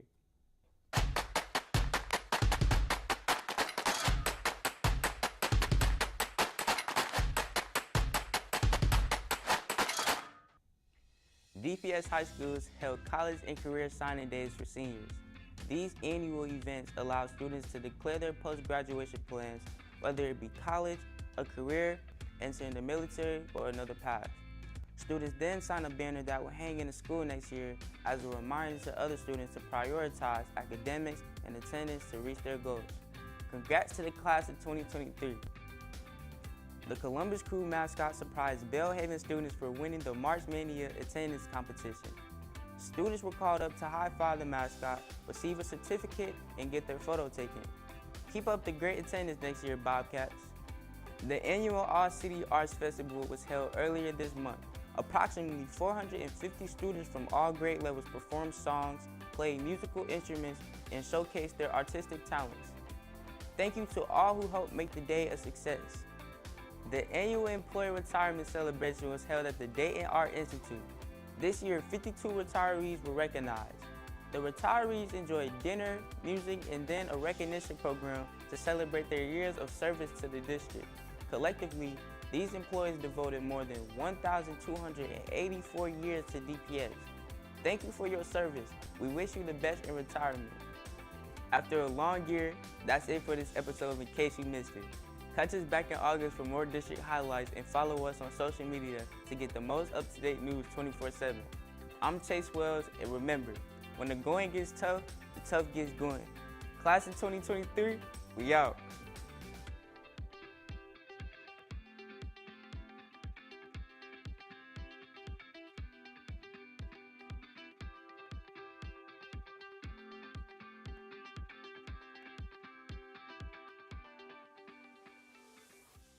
Hi, I'm Haley Chavez, a media arts student attending Ponent CTC, and I'm here at Edison to interview our Student of the Month, Kennedy Thomas.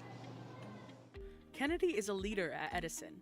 She always strives for excellence in her academic work, has great attendance, and follows the school's 3 Bs of being respectful, responsible, and safe. She was a member of the school's Math Olympics team. She's president of the student council, and her science fair project placed in the school's event. Kennedy is dependable, trustworthy, and is an excellent example for other students. Tell us your name, your school, and your grade. My name's Kennedy. I go to Edison Elementary, and I'm in 6th grade. What are your responsibilities in student council? As student council, my responsibility is to mostly give my opinions on things before we send it out to the school, like Spirit Week, which is this week. I had to give my opinion on most of the options for what we could do. And when we plan things like our spring dances and stuff like that, we have to make sure that we show what's best interest for the students before we post it out and make people know that what's coming. So can you tell us a little bit about your time here and some of the teachers that have impacted you the most while you've been going here? My time here has been amazing. I came here first when I was in 3rd grade, and I'm now in 6th grade. At first it was a little rocky because it was when the pandemic had first hit when I first got here. So I didn't really get to meet the students before we had to leave and come back. But when we came back, it was different. I met new people, I made amazing friends while I was here before I have to leave. And one of my favorite memories and my favorite teachers are probably my 5th grade teacher, Jennifer Kane. She helped me out a lot last year. I was struggling a lot last year with most of my subjects, and she was just helping me in ways I don't think any other teacher has helped me, which was really amazing because, you know, some teachers can't do that. And another one of my favorite teachers probably has to be my 4th grade teacher, Miss Currington. She was always helpful, and whenever I needed something from her, she would always help me with it, whether it was at school or at home or whatever it was. She would always help me, and she was one of my biggest supporters. Even now that I'm in the 6th grade, she still helps and supports me in different ways. What are you most looking forward to next year? Next year, I'm looking forward to going to my new school, Stivers, and doing a lot of theater plays and trying to keep up my act from this year and just moving it to Stivers. What is something you're looking forward to this summer? This summer, I'm looking forward to going on vacations with my family. Me and my family mostly spend our summertime going to water parks and amusement parks. And I can't wait to go swimming, and we're going to Canada after we get out of school. So this summer is going to be something I look forward to, vacation, family time, stuff like that.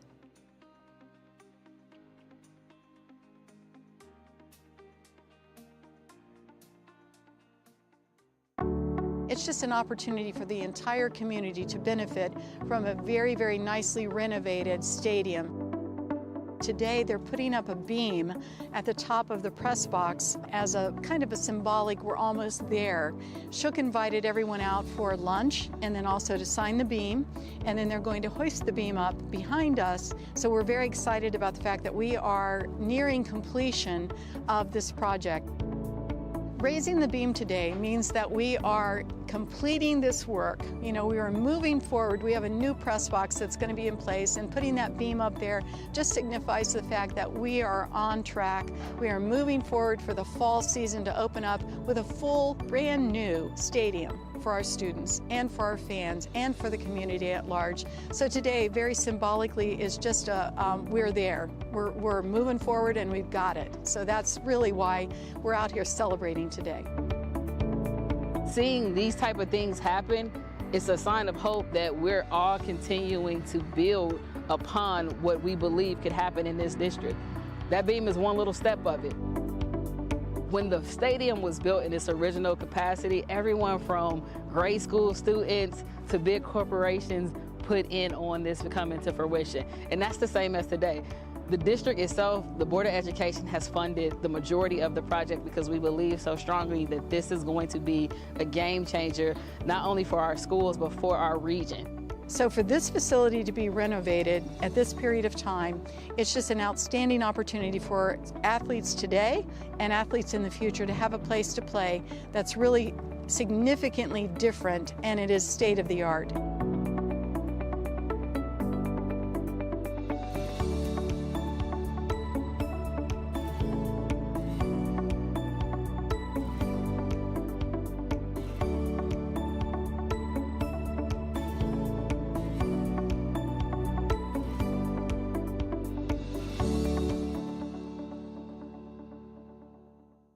My name is Mark Fairhurst. I am the teacher leader or lead teacher at Horace Mann Elementary, and this is my 6th year in this role.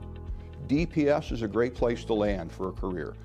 If you want to work in a district with tremendous diversity and with unique challenges in an inner city environment, and you don't want to just choose the path of least resistance and the easiest career where I guess I would call it just putting it on autopilot and expecting your students are all going to be self-learners, this is the place for you.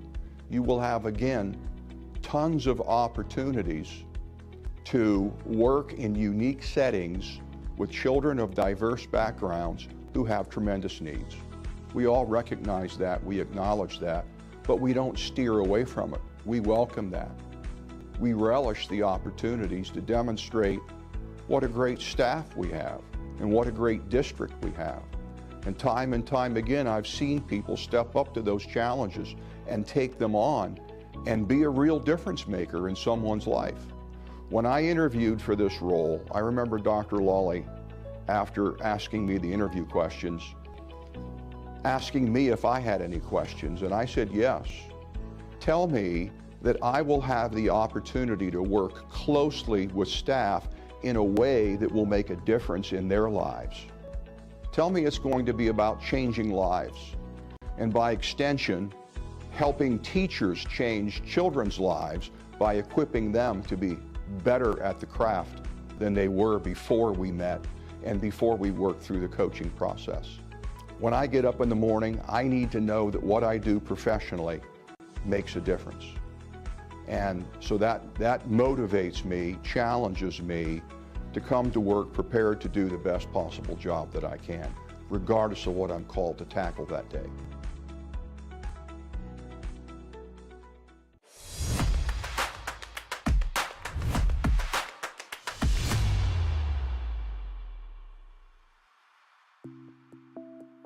The season was pretty good. I loved it. I enjoyed every moment. What I enjoy most is the atmosphere that my team provides. I feel like it's a good atmosphere, good energy, good vibes. Being a senior, this is my last year, so it was pretty sad, but watching the freshmen come in and grow to become better and to look up to us, it was really good overall, and I think our boys did really good. They went pretty far. To be a cheerleader is more than just accessory to the basketball team. It's really just to push your team on. We're like a support system. Also, we're like a hype squad. So I feel like without the cheerleaders, it's not a team.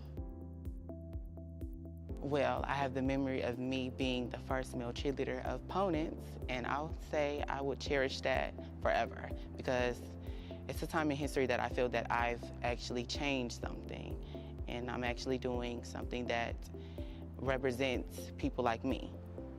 I just want to say to our coaches, thank you for pushing us to be the best that we ever could, and I thank you for everything you have done for me over the 4 years, everything you have done for this program. Thank you.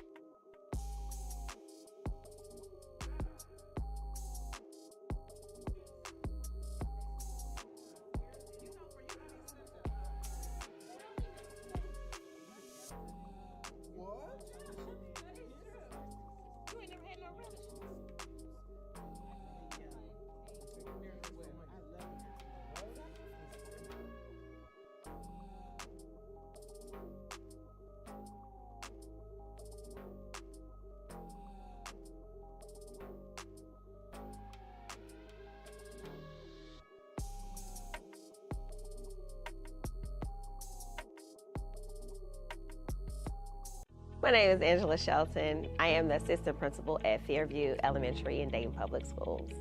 So I enjoy working with Dayton Public Schools because of the interactions that I have with students on a day-to-day basis.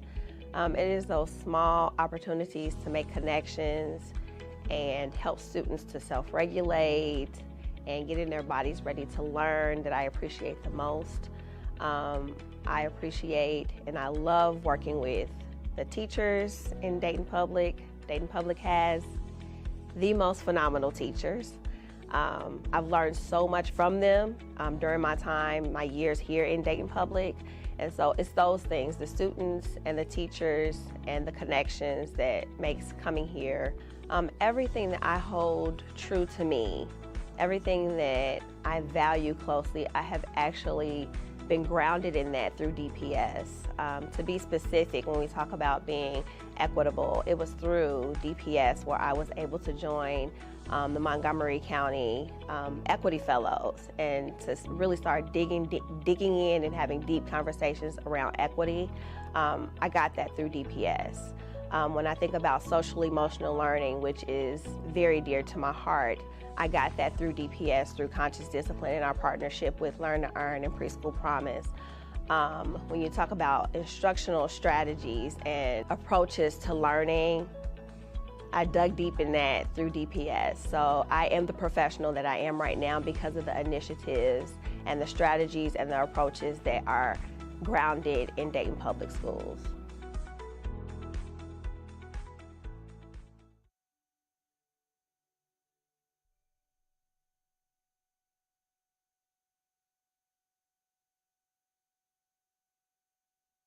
My name is Richard Rayford. I am the Senior Executive Director for Dayton Public Schools.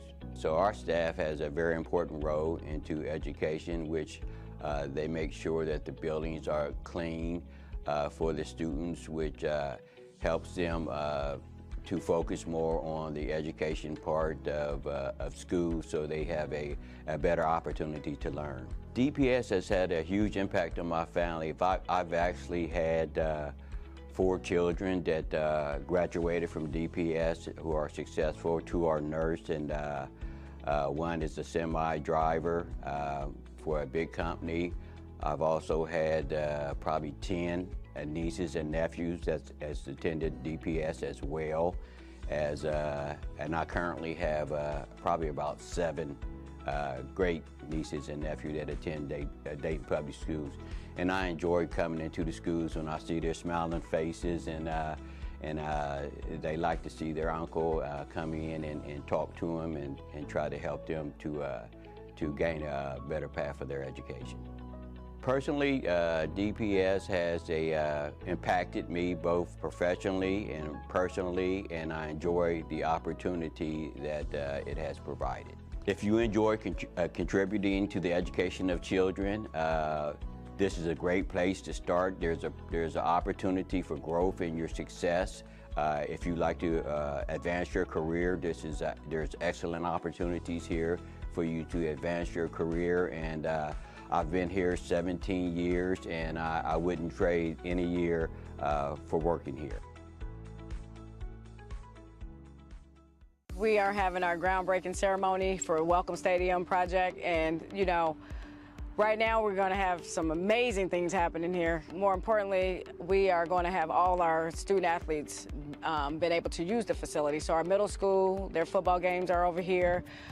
Even our high schools, our soccer games are played here. We have many community members that come through here, 5Ks. They run around the building and they run inside the building. At some point, we want to bring concerts here too. We were intentional with our lighting, so it's not just white lights, but we have color lights too. So the upgrades on our Wi-Fi so that, people can use their electronic devices, and when UD come here, they're not having issues, or any other colleges that may want to use it. We also were intentional with the track with making sure we put our college lines on there too. It's definitely going to be a multi-purpose facility for sure. I think the most exciting thing is just the feel you get when you talk to people about it. From talking to kids to talking to our elders, they're all excited about this. There's so many pieces. There's people who are, they want to come down and buy a shirt from the Spirit Shop before a game. Or there's people who want to come out and they spent time looking at some of the trophies and old pictures. There's people, the kids are like, I can't wait to run on that track and get out on that field. So just knowing that we're doing so much that people are just excited about different pieces, I think that's what makes me excited, is just seeing the excitement in people's faces. It's going to be a magnificent facility. It's going to be somewhere they can come out and enjoy and be their best. And I think our community should be excited for what it can bring to not only our students, but for the city and the region, as far as getting some activities here and being a community space that everybody can enjoy. The thing that I'm most excited about is just the actual opportunity for our students to play on a high quality field. I come to a lot of football games. I come to soccer games here. Band competitions, whenever there are outside groups that come in, also occur here. And just to have a place that our students are proud of, a place that they'll enjoy playing on, because this is a legacy stadium. I mean, 1949 was when this was built originally, and while it's in okay condition, it's been kept up as much as you can. it's time for a resurfacing, a refacing, a revisioning of what this should look like, and that's what's happening right now. I think that we should all be excited for this upcoming change because it's a reality now. We've talked about it for a few years here whenever I've been the superintendent, but it's a reality now, and I know other people have talked about it for years and years and years. It's reality. Today, it's the beginning.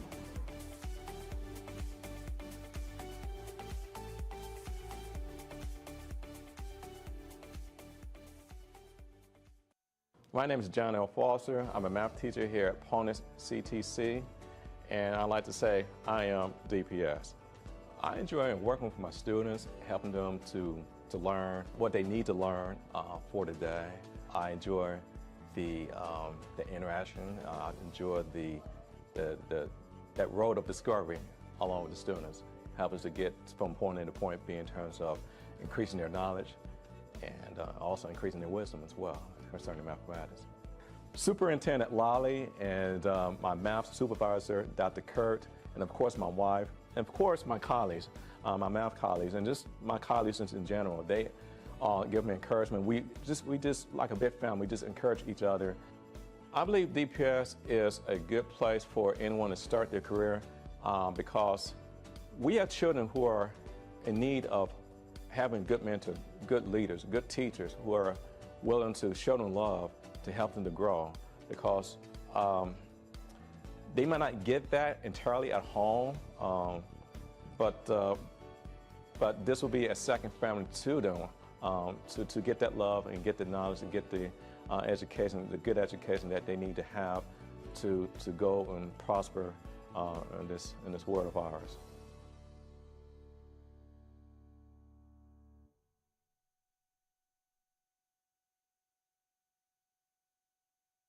Project Surge is a transition to work program for young adults with disabilities. It is a unique program that is 1 school year in length.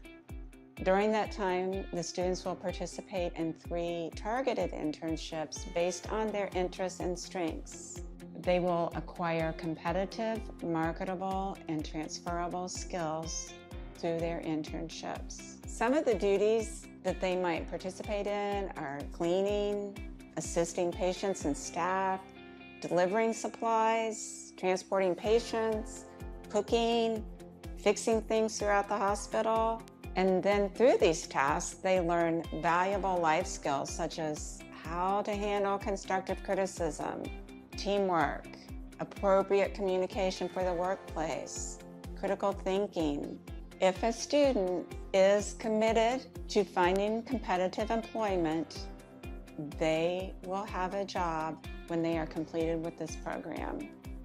We are with them every step of the way.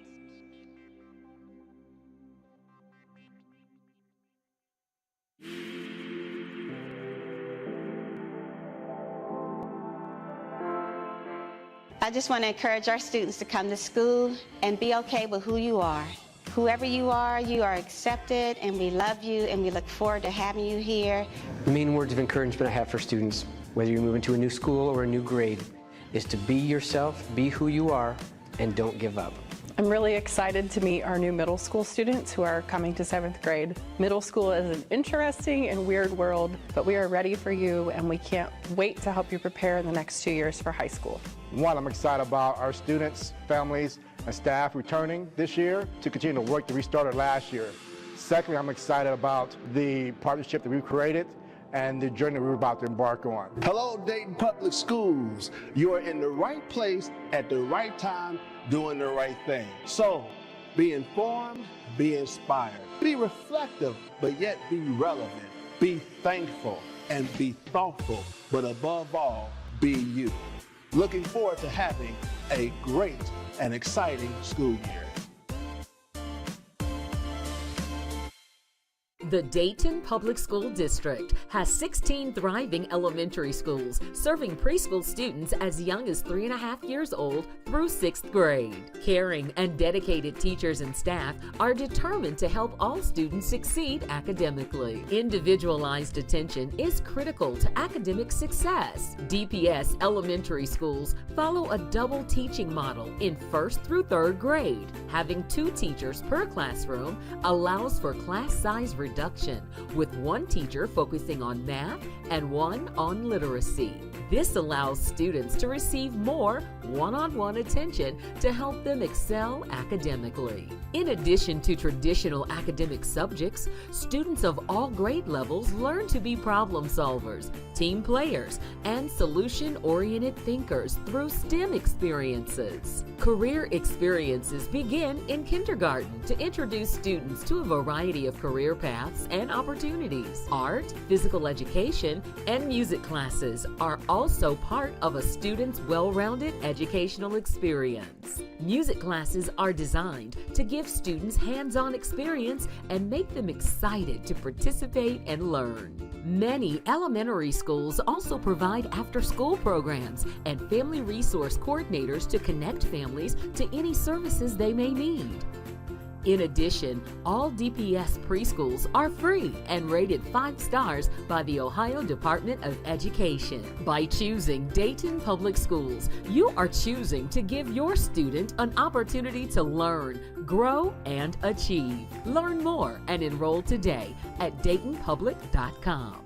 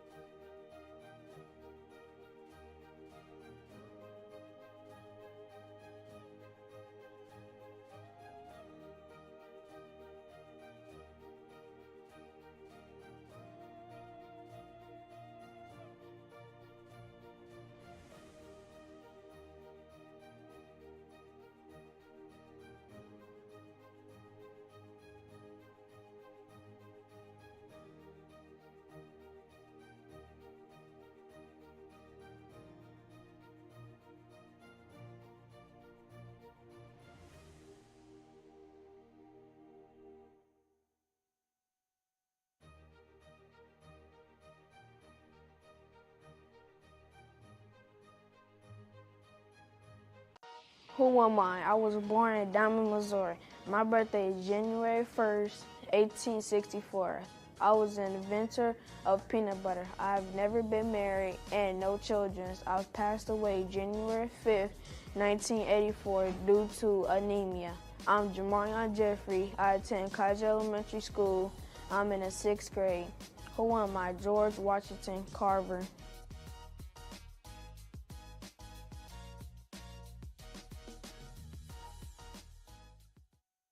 Everything we're teaching in music in Dayton Public Schools goes towards the whole child. So we're helping people, kids not just be better musicians, but be just better people.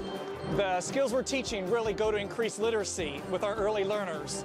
We are, just teaching how to focus, how to learn, the actual ability to learn new skills, whether it's literacy, math, social studies, music, art, PE, really any of those. I think this is awesome. The crowd today amazed me. I didn't know how many people would show up. The children showed up, and then their parents showed up, and some of them even came up and said, thank you for doing this.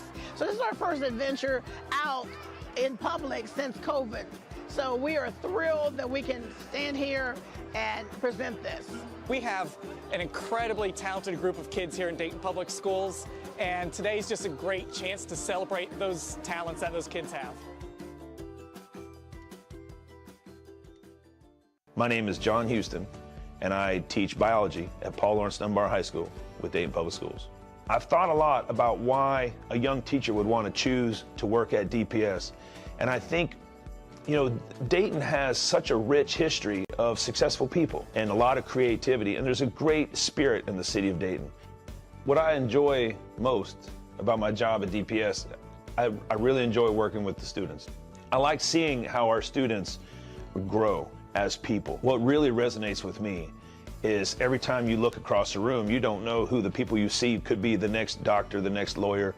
I envision myself going to the hospital one day and having one of these people working on me, or having one of these students be an attorney that I may have to hire at some point. They're going to be part of tomorrow, and they're really thriving in this high school environment that we've created. We have so many students that just seem on the edge of success. And so if you come to Dayton and you teach in Dayton, you can really help someone find that dream and find that path. You have so many young people with tremendous skill and creativity that just don't know how to project themselves or how to bring that forward. They don't know what they have. And so there's no better place to do that than right here in Dayton.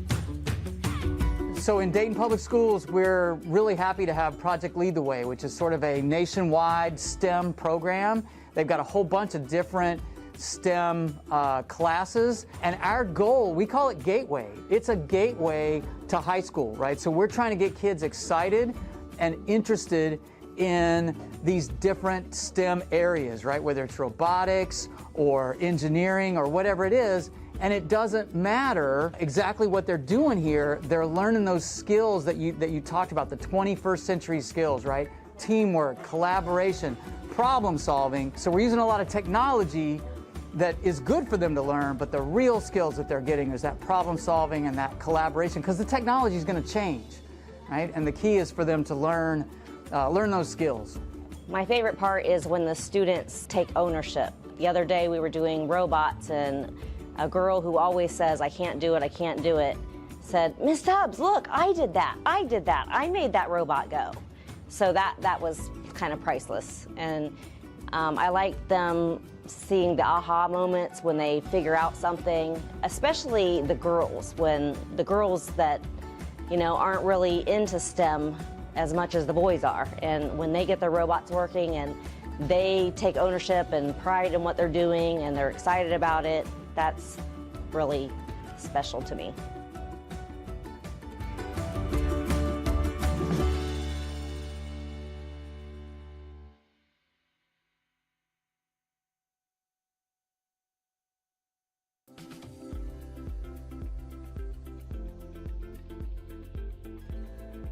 Hello, and welcome to a Mental Wellness Minute. I'm Kara Hofacker with Community Behavioral Health Services at Dayton Children's Hospital. Today we're going to be talking about mental wellness and how it's being affected right now. There's a lot of challenges in general with COVID, the illness itself, restrictions, quarantine, disruptions in school. A lot of our kids haven't been in school for a year or 2 years at this point. And reduced tolerance for socialization. It's been a while since we've had to be in large groups. There's a lot of new rules and a lot of changes at home. So today we're going to talk about fears and worries and helping your child manage their fears and worries. Most children experience some level of fear or worry, and it impacts every child differently. We're hoping to be able to help you recognize them in your child and how they may impact them and how to help them feel more confident and empowered. Some common childhood fears and worries are being hit by a car, getting lost, being afraid of the dark, storms, imaginary creatures such as monsters, or certain fears of animals such as dogs, spiders, or snakes, or birds. Older kids have a little bit different of fears. They may be concerned about violence, family issues, family approval, or being cool with their friends. And now especially COVID, being sick, hospitals and doctors' offices may be scary to them. Some examples of how fears and worries might present in your child are stomach aches, headaches, complaining of not feeling well. They may be struggling to sleep.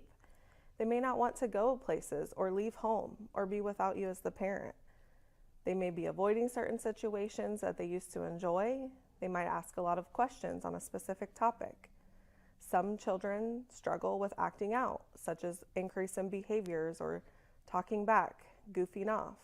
Some children struggle with acting in behavior, such as withdrawing from friends or family or self-harm. And why do our children have worries? Some children are just more likely to develop them than others. Oftentimes, this can come through an experience, such as walking by an aggressive dog that is barking loudly, or seeing the storm destruction from the 2019 tornadoes. Other times, this can come from witnessing another person's reaction to a fear, such as a sibling who is scared of an animal and seeing their fear when talking about that animal can rub off on them. Why address them now? It could be impairing their ability to function in school, such as failing classes or skipping classes, refusing to go to school at all. It could impair their social lives, withdrawing from friends or their favorite activities, sports they used to like. It can also overtake them if they're not addressed. Their fears may be irrational, and discussing generalizations such as all storms destroy houses or all dogs bite, which can really impact them from experiencing life. And this can provide you the opportunity to provide support to them and teach them about their fears. So what can you do? Talk to your child about their worries. Share your experiences relating to what they're afraid about. Normalize worry and share things that you might be fearful of or that you worry about. Set examples for them of how to manage their fears and worries. Teach them coping strategies such as breathing when they're overwhelmed, learning how to relax, imagination to take their mind off of what they're afraid of, self-talk to calm themselves down, or to seek support if they feel that they're overwhelmed. Helping them to gradually face their fears, such as if they're afraid of dogs, maybe meet some friendly dogs, walk by some dogs behind fences that aren't being aggressive, or take a class to learn how to interact with animals. Remain calm when they are scared, support them facing things they cannot avoid, such as doctor's appointments, and praise them for facing their fears. Thank you so much for taking the time to invest in your child. Remember that fears and worries are normal for both adults and for kids. Just be mindful of how their fear or worry may be impacting their daily functioning, such as school or interacting with families and friends if they're avoiding certain situations. Be supportive, setting an example for them of how to overcome fears and normalizing having fears and worries. Come up with a plan with your child on how to tackle those fears and worries, and you guys can conquer anything. Thank you.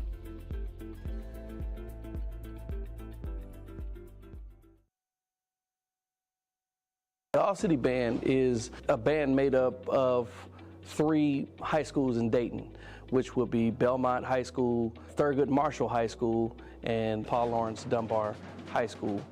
We bring our bands together so that we are bringing back bands in the public schools of Dayton.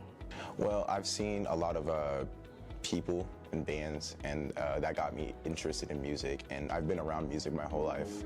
I was in choir during my elementary years, and that really got me into actually, being in music. Dr. Lally has been nothing but supportive of us.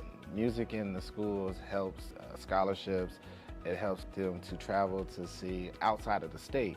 Being in the band has allowed them these opportunities to go see this other state or go to Washington, D.C. or Texas or even out of the country. Band's given me the opportunity to be able to go to college and have scholarships, and I've got to see a lot, especially this year, being able to be with the other schools. I've got to learn from the other band directors. You get to experience a lot, and you get to have that family and connection in band, and you get to just let go and just play. My experience is always nervous. I'm always nervous when it comes to being in the games because I have a lot of people watching me, but what brings me back is the fact that I know I'm going to make these people actually love the music that they hear. Meeting the students from the other schools, from the different bands, it's very fun. It's a fun experience. You get to clash your personality with other people. You get to express yourself through music. You get to have fun, watch the game. I have some of the best students. I really admire their tenacity, their dedication, and I just admire that they come in willing to work to help build this program. For them, they're just well, this is fun. Let's just enjoy the moment, and they have made the most out of it. I just really applaud these students for what they do.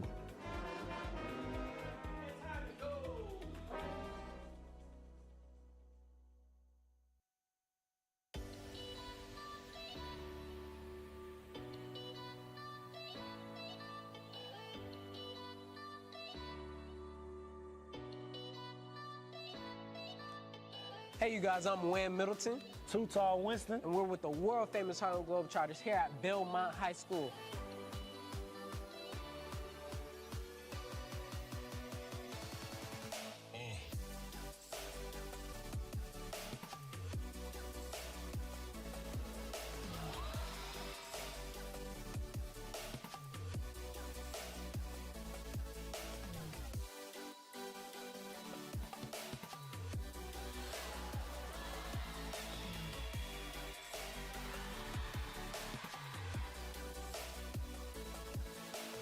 We just want to thank Dayton Public Schools for having us out here.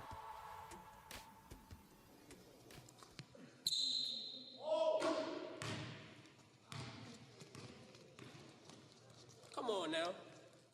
Who am I? I raced horses for money.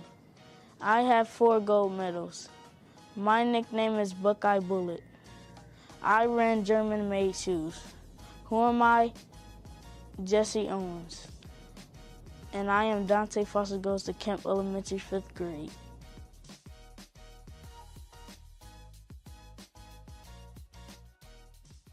Students in grades 4 through 8 across the district are competing in Dayton Public Schools Math Olympics.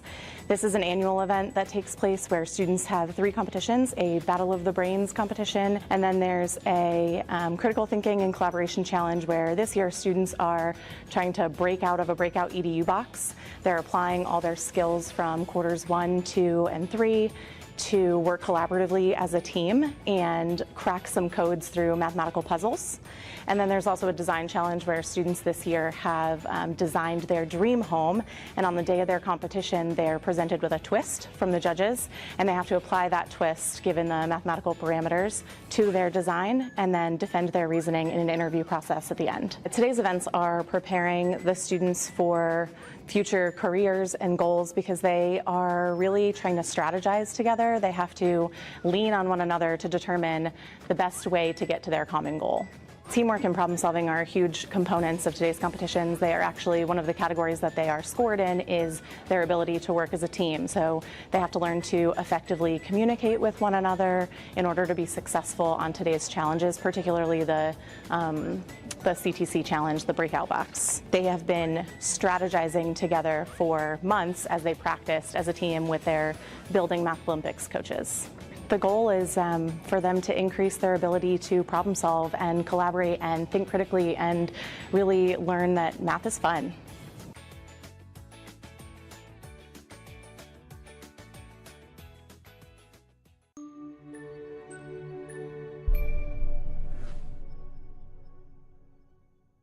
My name is Jacqueline Rutterow. I'm Senior Director of School Programs for Save the Music Foundation. We're a nonprofit organization dedicated to helping students, schools, and communities all around America reach their full potential through the power of making music. Save the Music is very fortunate to have strong partnerships with our manufacturers. And in Dayton, we purchased Conn-Selmer band instruments for the 3 middle schools this year. Conn-Selmer, in turn, kind of to add some support above and beyond, brought Mickey Smith Jr., the 2020 Grammy Music Educator Award recipient, to Dayton. So we have spent the last 2 days in all 3 middle schools where Mickey has worked hands-on with the students, really establishing kind of fundamentals, reinforcing proper posture and breathing and making a good sound on their horns. Here in Dayton, we've laid a foundation to support the K-8 schools. So all of the students in elementary school having access to high-quality musical instruments to make music in school every week. And the middle school students who are picking up a trumpet or a trombone for the first time have a high-quality musical instrument to reach their full potential. Also, with a superintendent like Dr. Lawley, who is a former music educator herself, really prioritizes arts and music education and has made huge investments from her role at the district to ensure these programs will be successful and sustained for years to come. With this instance, my focus is to teach them the music, but it's also to show them that they're loved, they're valued, and they're wanted, and that there is so much promise inside of them. We have to show our kids now more than ever how much they matter. My time here in Dayton Public Schools has been nothing short of amazing. I love the energy. I love the enthusiasm of the students. It was so refreshing to come to a place where the kids really appreciate the opportunities that they're being given. And this is something I won't soon forget. And I want to tell those kids that may be watching and all those that are connected with this institution that what you do matters more than what you realize. And to keep on going and make those next steps the best steps and the next sounds the best sounds.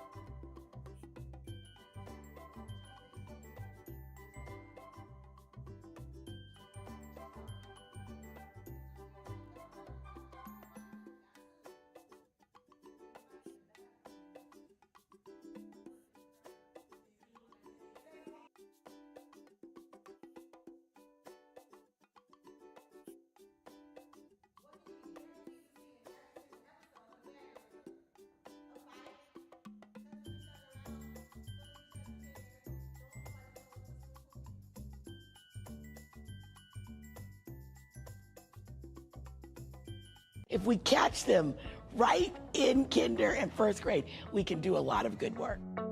Hi, my name is Dr. Nikki. I am an educator. I work with teachers and kids around the country, and I write a lot of books. I've been working in classrooms doing guided math as well as looking at energizers, because there's so much research that says kindergarten, first grade, all of that math is foundational to reading and to math.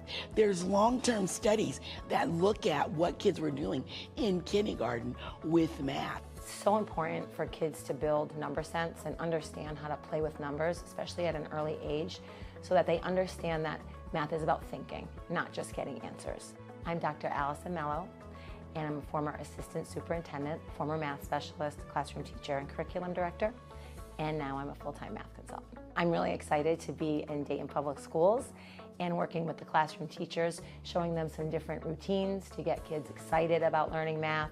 Going into the schools, I see teachers that are enthusiastic, that are ready to learn, that are already doing wonderful things, and that are trying to improve their practice. So my time here at Dayton Public has been wonderful because I love working with teachers and students.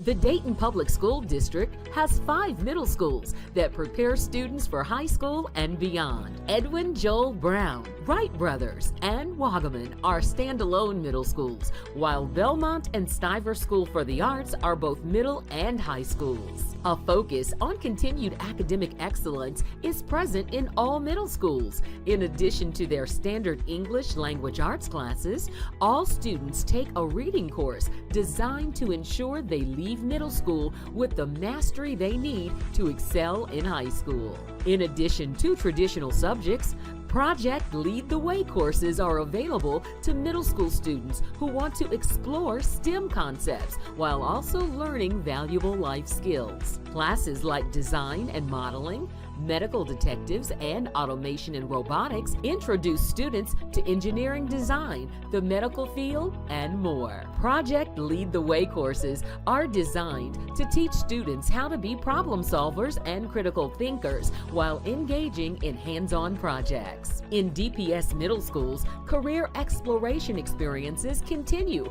with an emphasis on how students can form a path to their goals. Students spend time learning about career opportunities and the career technical education pathways offered in DPS high schools because it is important for middle school students to consider which one would be the best fit for them. All middle schools have caring, dedicated teachers and staff, along with guidance counselors to help students pick the best classes and high schools for their needs. By choosing DPS middle schools, you are choosing to set your student up for academic and lifelong success. Learn more and enroll today at DaytonPublic.com.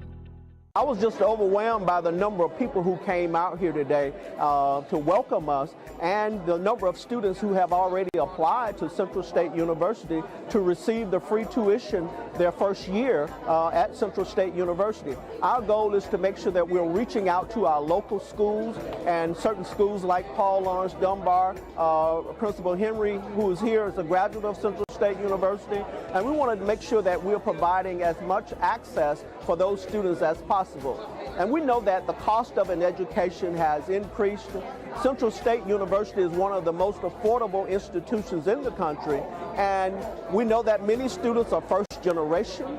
Many of them come from lower socioeconomic backgrounds, and we want to make sure that we're providing that access with this free tuition. I feel very excited. You know, it's a great opportunity. It's really motivational as far as, you know, going to school and, you know, because some children might not even was applying for college, you know, knowing that you might go for free. That right there just motivates you to do well and, you know, do better, especially when they stated that it would be over the years to come, you could still, you know, go to college for free. That's a possible 4-ride free college. That right there is an amazing opportunity, once in a lifetime opportunity. So, you know, it motivates me to go to Central State. It motivates me to keep my grades up, you know, and stay on top of everything so I can continue to get that free college. The beautiful thing about it is we had a number of students after they heard these things that stuck around because they wanted to apply. And just seeing how many kids come out of Dayton Public Schools right now that are wanting to move on, whether it be college, whether it be military, whether it be a trade. But we want to make sure our students are, you know, primed for success in life. So that's our long-term goal here at Dayton Public Schools, is to make sure that when we have these kind of things, it's almost an expected thing.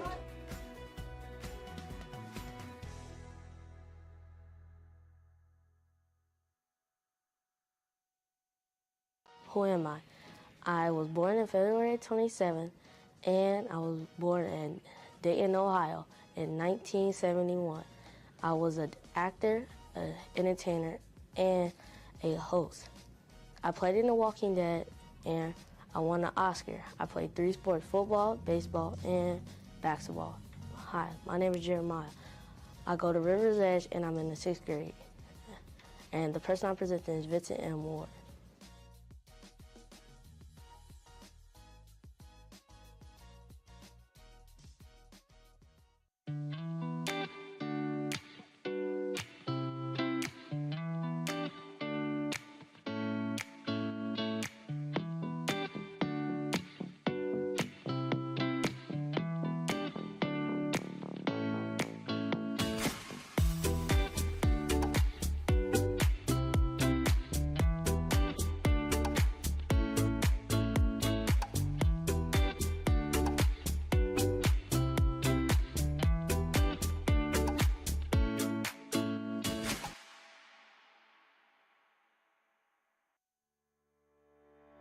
My name is Mike Manuel, and I teach construction at Ponitz CTC.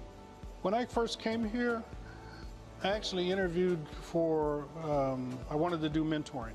And next thing you know, I got an offer in the mail to see if I was interested in a CTE position. That's not what I came here for initially.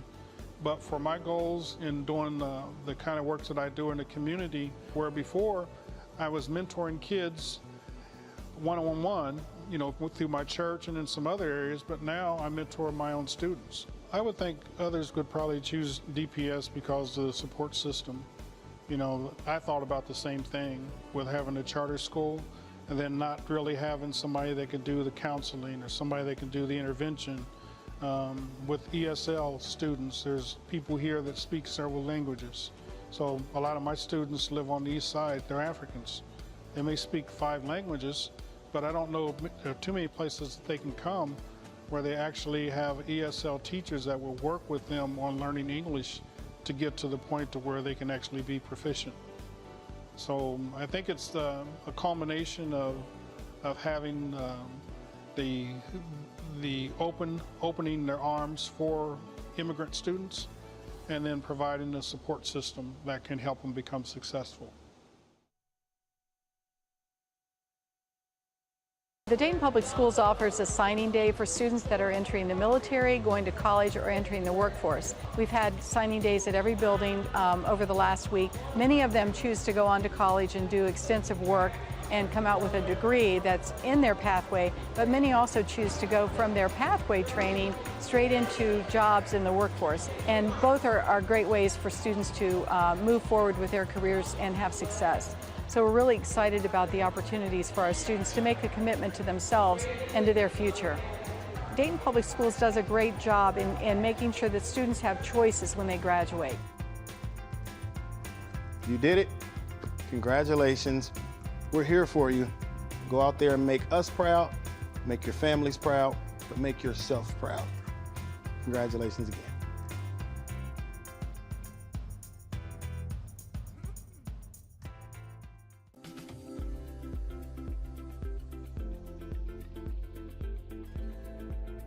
Hi, welcome back to Mental Wellness Minute. I'm Libby Charlton. I'm one of the managers of our school-based services staff at Dayton Children's. Today we're going to talk about building self-esteem and self-confidence in your child. Before we get to that, we'll recap just a little bit about what is mental wellness. So mental wellness is essentially how we respond to life's ups and downs. It includes how a person thinks, handles their emotions, and acts. Various stressors have been affecting our students, and really all of us, such as COVID, the school changes and disruptions. For our students, some of them are behind in academics, also behind in that social emotional learning piece that has just been missed over the past couple years. Overall, a lot of us have just a reduced tolerance for things that aren't going our way. So how is that affecting our self-esteem and self-confidence? Are they the same thing? So today, that's what we're going to talk about. We're going to talk about, are self-esteem and self-confidence the same thing? How can I tell if my child is struggling in one or both of these areas? In this Mental Wellness Minute, I'm going to share a bit about the differences, how you as a parent or caregiver can help build and support your child to have healthy self-esteem and self-confidence. So let's get started. First off, let's talk a little bit about what the difference is between self-esteem and self-confidence. Our self-esteem relates to our sense of self, that's internal, and how we relate to the world, that's external. You know, how do you view yourself on the inside? This helps guide our thoughts, feelings, behaviors, how we experience and interact with one another. Our self-esteem is often built through close relationships. Our friends, our family, people that are in our own home, people that we're around a whole lot. You know, so what's self-confidence? Well, that's a measure of our own belief in our own abilities. Our self-confidence is rooted in competence. As a child goes through different challenges and situations, when they can succeed through these difficulties, that builds competence and confidence. It's a little bit of a tongue twister. They are very similar, and so what does it look like? So children who have healthy self-esteem are more likely to be happy, cooperative, successful at school, make friends easily. They're more likely to cope with stressors effectively, and they can handle disappointments and failures in a more constructive manner. Poor self-esteem and confidence looks like negative self-talk. Maybe these students are giving up easily, more reluctant to try new things. They have difficulty setting and achieving goals, and they might be more likely to misbehave. It definitely looks a little different as you get older. So with our adolescents and our teens, things change as we get older. We go through various changes in hormones. Can look very similar, a positive attitude, cooperative. If I have good, healthy self-esteem and self-confidence, I'm more successful in school. Maybe I have a group of friends and I can keep these friends. I'm figured out how to handle disappointments in a more constructive manner, setting realistic goals. Maybe I'm more involved in school and community activities. This is where I'm finding my positive outlets and my social outlets. You know, adolescents and teens with poor self-esteem or poor self-confidence, they have that negative self-talk, giving up more easily, beginning to withdraw more than what might be normal for that age and development. Poor hygiene, more alone time, isolating themselves. You might even begin to see some anxiety or some depression come out. Maybe they're losing friendships or having more peer challenges, maybe becoming more argumentative with adults. So, what are some things that you can look for to know if your own child is struggling with self-esteem or self-confidence? They might be more withdrawn. That looks like pulling away from others, not talking, isolating in their rooms, negative self-talk, things like, I'm stupid, nobody cares anyway, I don't have friends, I don't care if I have friends, my teachers hate me, my parents hate me, those kinds of things. They may be more likely to misbehave at school. Maybe it's a new thing. Maybe they're misbehaving in public or becoming more just defiant or misbehaving at home, and that's not their norm. Has there been a decrease in self-care? Maybe the hygiene is slipping. They're not bathing, don't want to brush their hair, have their hair fixed, don't want to change their clothes. You know, maybe they're becoming more anxious or depressed. So, what can you do as a parent or caregiver to support this healthy self-esteem and self-confidence? Tell them that you love them. Everybody loves to hear that. Spend time with the kids. Do fun things. You know, do you have a family game night? Do you have a family movie night? Do you, do you go outside and play with your kids? Do you play with them inside? Praise your kids for their efforts and their achievement. And be specific. When kids are struggling, they need to hear what they're doing well every step of the way and not wait for that end result. Encourage and model healthy habits. How's your own hygiene? Sleep? Exercise? How are we as adults managing stress and conflict? And what are we modeling for the kids that are around us? Ask your child about their friends, how they're interacting with others at school. This is a tough one. We may need to monitor their use of social media and technology. I know that's hard. I know that's hard for me sometimes. But we know that kids are getting bullied over social media. They're getting bullied over text messages. And as adults in their life, we need to get a handle of that to help them. Help your child deal with disappointments and failure. Let them know this is okay and it's normal. You can do this. You know your children best, and remember that. If you feel like something is off, like really off with your child, ask them what's going on, and then listen. Give them the space to talk to you. And if they don't talk right away, ask later. Find something positive to say to and about your child every day. I know that can be hard. I know that sometimes our kids are just really frustrating us. But think about what's something that you love about them, what's something that they did well, and then tell them. Tell them. Make it a family activity. Make it a family challenge. Who can give the most high fives today? Who can say something nice about somebody else today? It's never too late to give praise, and it's normal to be going through challenges right now. You're not alone. Here are some resources. So if you need some more support, here are some pretty good options for you. We want to make sure that you are equipped to handle anything that might come your way. You can contact Dayton Children's Mental Health Resource Connection if you're trying to get your child involved with some outside counseling services. If you find yourself in a safety crisis, contact our Behavioral Crisis Center, or just take them to Children's. It's a 24/7 service, and we're happy to help you out. Our staff are there to listen. So lastly, you're awesome. You can do it. I really appreciate you taking the time to listen, to taking the time to show interest in your child and in their well-being. And thanks for joining us for this Mental Wellness Minute.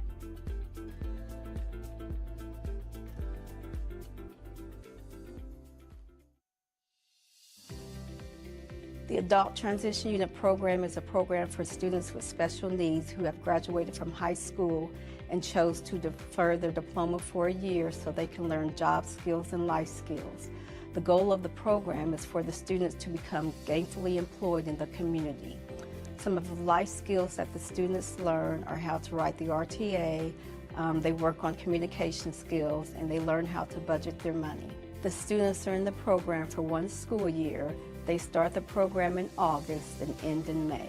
The students learn job skills by volunteering at 3 different sites: Sinclair Community College, the University of Dayton, and the Gospel Mission. At Sinclair Community College and the University of Dayton, the students work in the dining hall where they learn customer service skills, serving customers. They also learn stocking skills and cleaning skills. At the Gospel Mission, the students learn janitorial skills. The majority of the students that complete the program get jobs.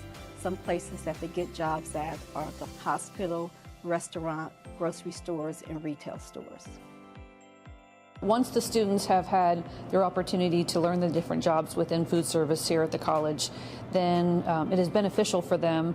They are able to go out and market themselves to the different food service employers and the Restaurant Association to let them know that they have worked in the front of the house, washing tables and greeting with the customers, and vice versa in the back of the house, how to do all the stock and inventory all the way to closing out at the end of the day, taking and mopping and doing all the trash and everything. So as a benefit for them as they apply within the restaurants, then that gives them the ability to let them know that they've been trained in those duties. As a contractor here at Sinclair, we have enjoyed tremendously the students coming in on a weekly basis, helping us with our day-to-day operations. And I think the benefit and the partnership that we have with the Dayton Public School Systems is a wonderful program, and we hope that it continues on so we can have these students be able to go out into the general population and get jobs. Goodwill Easter Seals are proud partners with Dayton Public Schools in helping them enrich their lives for better futures. As a job developer, we assist the students with developing work-related skills for competitive employment within the community. We meet with them each Friday. In addition, we discuss and demonstrate potential job openings, get to know each person and what their interests are. We discuss and demonstrate potential job openings, help them research that particular position, that company, and see if it's a good match for each individual that we serve. This transition program with Dayton Public Schools have given students with special needs the opportunity to achieve their transition goals by becoming gainfully employed in the community, and also it helps them achieve their independent living goals, which will make them successful throughout life.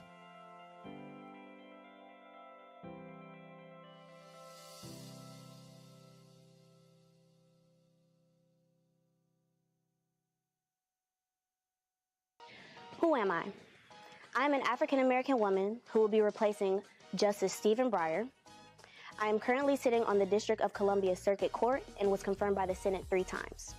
I received Constance Baker Motley Award for empowering women of color, and I will be the first and only justice with experience of being a public defender. My name is Paige Turner from Stivers School for the Arts, and the presentation that I just did is on our new Supreme Court Justice, Ketanji Brown Jackson.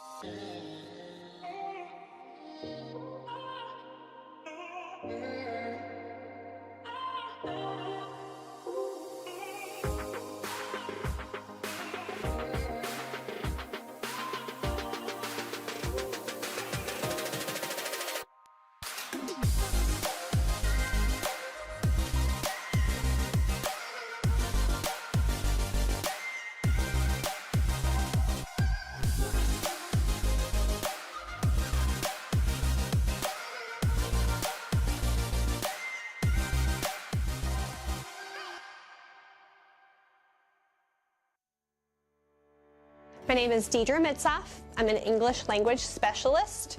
I teach at Wright Brothers Middle School, 7th and 8th grade in Dayton Public Schools. When I talk to other people about my job, I tell them I work with the best adults and I work with the best students. I love who I interact with every day. They push me to become a better person, a better educator. They challenge me, they support me, and that is absolutely the best part of what I do every day. I enjoy getting to work with such diverse students. I have students who are native to Dayton, I have students who are new to Dayton, and I have students who are new to the country. So it's really awesome that we get to learn from one another and grow together, and I try really hard to use my students' knowledge and their lived experiences to help drive what we're learning and what we're doing in the classroom. Every child needs a trusted adult in their life. I try really hard to model that for students and just encourage them as they kind of make their way through life on the path of becoming the best person they can be. I believe that Dayton Public School students deserve the most caring and nurturing environment. I really believe that Dayton Public Schools will continue to grow and to change, and we'll be right there making sure that our students are successful and that they are productive members of society.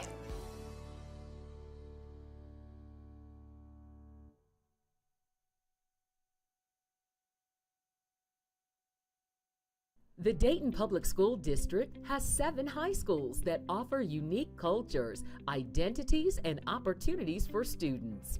David H. Ponance CTC and Meadowdale CTC are career technical centers designed to put students on a path toward career success. With 26 pathways to choose from and opportunities to earn college credit and career certifications, students can graduate ready to enter entry-level careers or continue their education in college with many requirements already underway. Stivers School for the Arts is a magnet school.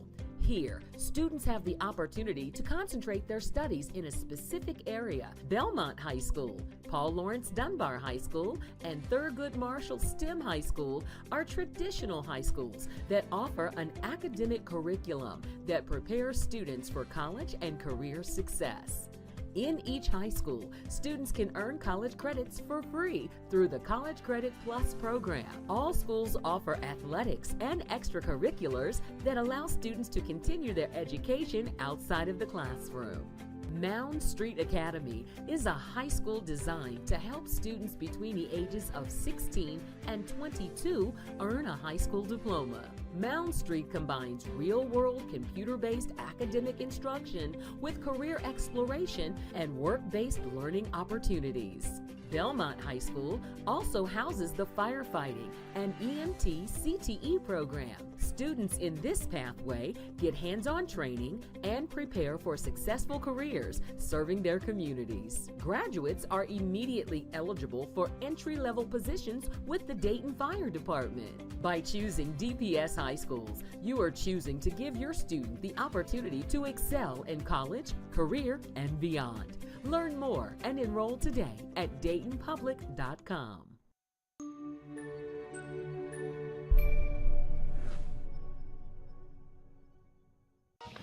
Who am I? I was born in Kentucky to ex-slaves in 1864. I was the third African American to graduate from West Point Military Academy in 1889.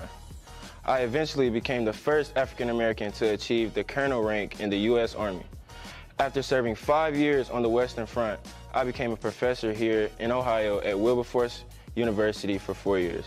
I then went back to serve during the midst of the Spanish-American War. I am Brendan Crump, a senior here at Stiver School for the Arts, and the person I did this presentation on is Colonel Charles Young.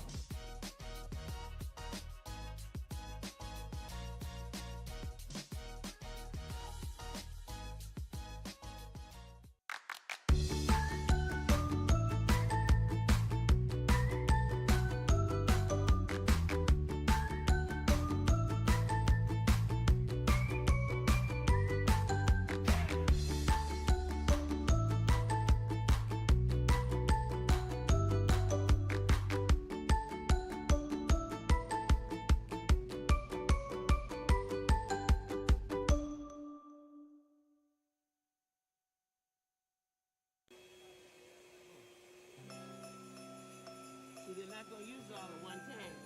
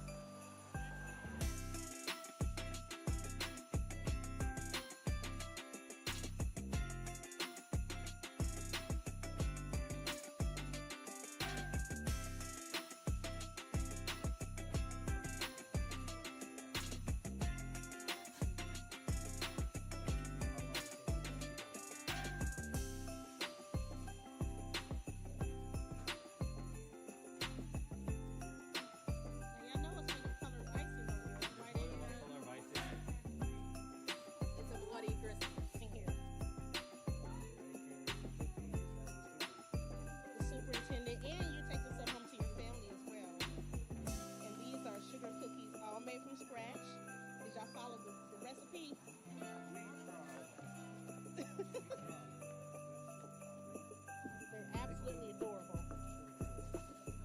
That's how you learn. And we have the gingerbread cookies over here.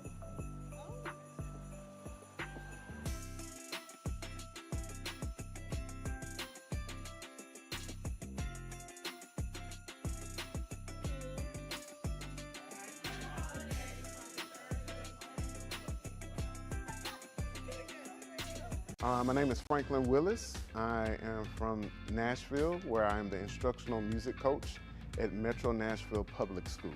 Today I was working with 5th and 6th graders from Dayton Public Schools. I was invited by Ms. Valerie Milligan, who is the supervisor of music. And the goal was to just give them some fun times with exploring instruments, moving, dancing, singing, body percussion, and letting students feel the music. So I started with the dance, and I started with movement. And once we did that movement, I got them laughing. We decided to, add the rhythm sticks. And so you just kind of build and you add layers. And by the time we got to our jam session and every student had an instrument, every instrument mattered to the ensemble. And so the bigger piece of that is they matter. That everything that they do, everything that they think, everything they bring to the table, it is important.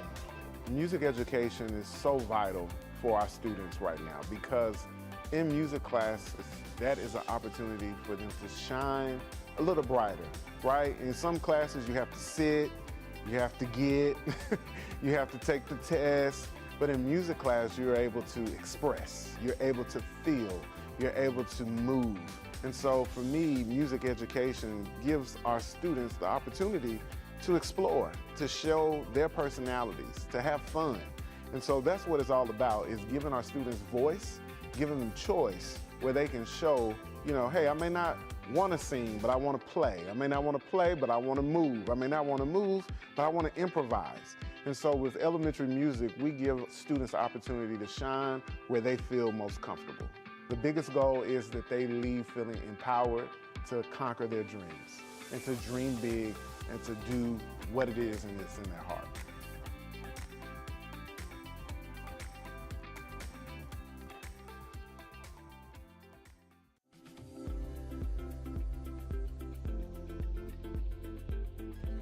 Hello, and welcome to another Mental Wellness Minute. I'm Emily Weitz, Outreach Coordinator from the Honor Sleeves Movement at Dayton Children's Hospital.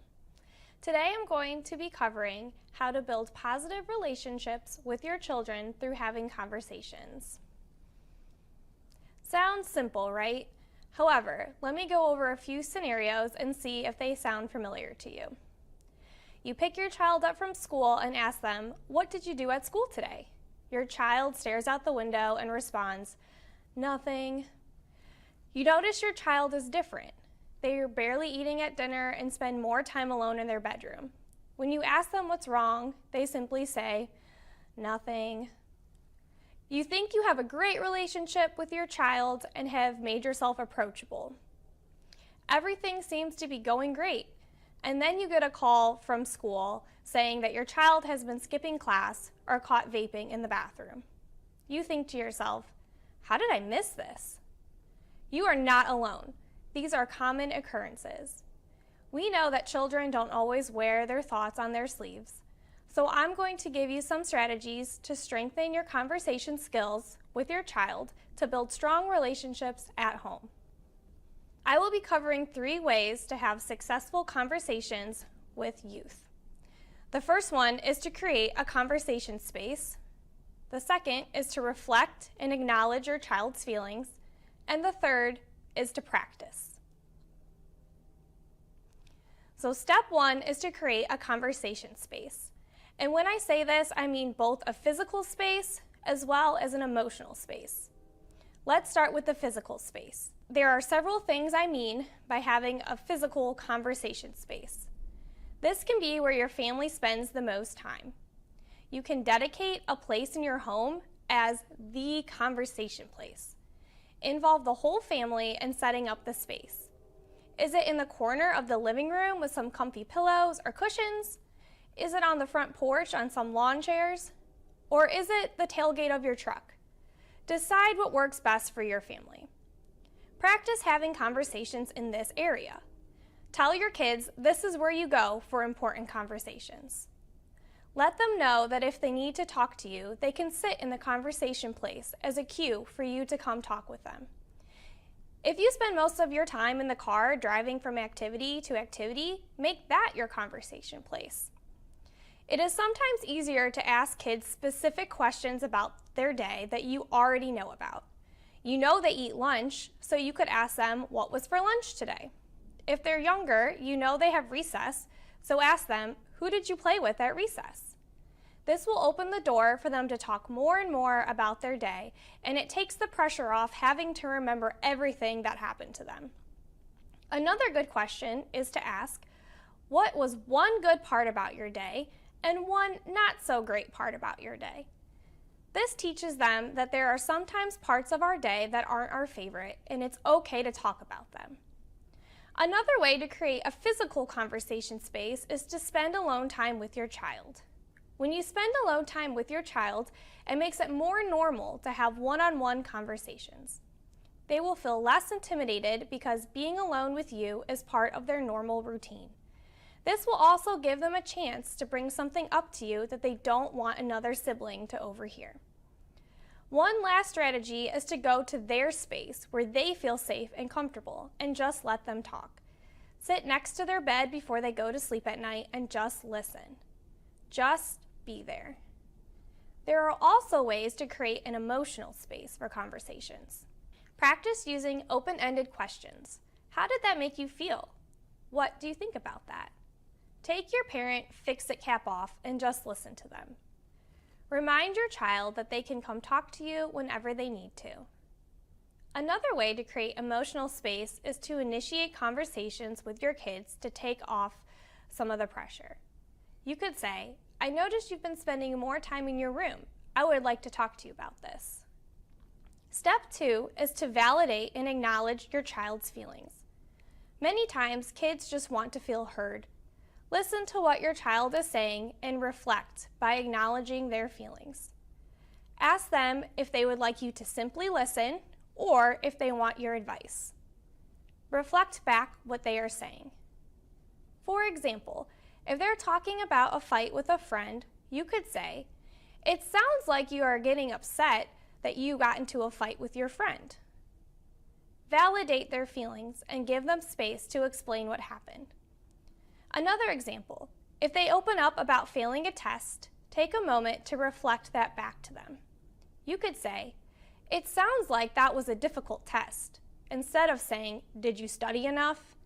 And going straight to making a game plan for the next time, or giving a consequence.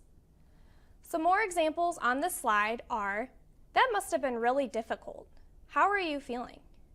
How can I help? Thanks for sharing. Let's make a plan together. Step 3 is to practice, practice, practice. No one expects you to be a conversational expert right away. It takes practice. Here are some ways for both you and your child to practice your conversation skills together. Commit to having 3 screen-free meals a week. Ask 1 fun question each car ride. Spend 1 hour a week individually with your child without technology.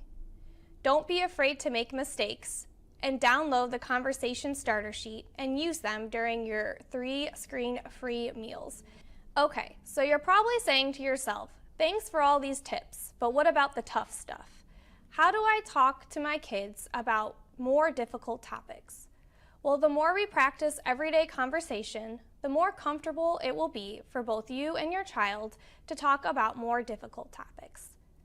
Don't get me wrong, it will still feel uncomfortable at times, but at least you'll be going into it with a strong foundation. Practicing conversation will also make it more likely that your child will come talk to you about the following topics: relationships, academic successes and struggles, problems with peers at school, sexual behavior or identity, substance use, future plans or goals, death of a family member, stressful current events, anxiety, depression, or other mental health challenges. So now it's time to take the challenge. Set up space both physically and emotionally to have conversations with your child. Practice acknowledging your child's feelings at least once a day. Commit to having 3 screen-free meals a week. And if you have a busy teenager involved in lots of activities, maybe think about waking up and doing breakfast with them instead of dinner. You can also join the Honor Sleeves movement for more tips and strategies. When it comes time to have difficult conversations with your child and you need some additional information or support, check out the Honor Sleeves movement. Honor Sleeves provides free educational materials to adults on childhood mental health topics. When you join the movement, you'll receive emails on different child mental health topics. Sometimes you will receive an activity to print off and use with your child. Other times, you will receive an article about a mental health topic. You can use the QR code on this slide or go to childrensdayton.org/honorsleeves/join to join today. This is also where you can get the conversation starters I spoke about earlier. This is a list of questions that you can print off and cut out and put into a bowl or a cup or a hat and pass around the dinner table, use in your conversation place, or use in the car. Thank you so much for your time. It's clear that you are a caring parent that wants to help your child in the best way possible. Have a great day.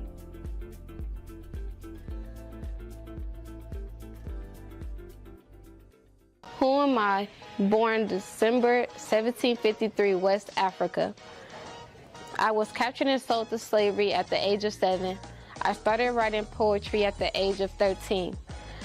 I am famous for poems based on religion and moral. I became the 3rd colonial African American woman to have her work published. My best known poem is on being brought from Africa to America. I had to prove in court that my poems were written by me. I died December 1784 due to childbirth complications. Hi, my name is Tanija Jones and I'm in the 10th grade. I am Phyllis Wheatley.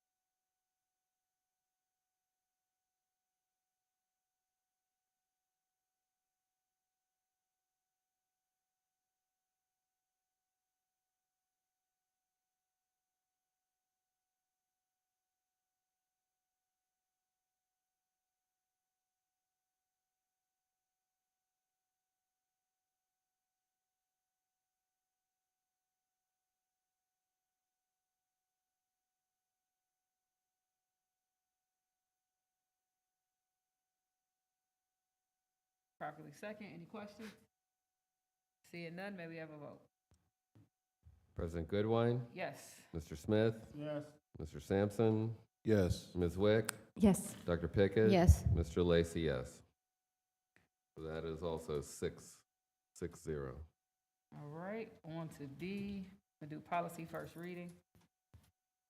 Insomuch as the Board of Education is committed to the continuing updating of its policies, rules, and regulations manual, and the committee, which was appointed, has been working towards that goal. The following are brought at this time for first reading in compliance with Board File BFC policy adoption. Now, therefore, be it resolved that the Board of Education of the Dayton City School District, Montgomery County, Ohio, hereby accepts and adopts the following policies that have been codified for inclusion in the Handbook for Policies, Rules, and Regulations. GBPB, Professional Development Program. This is a new policy.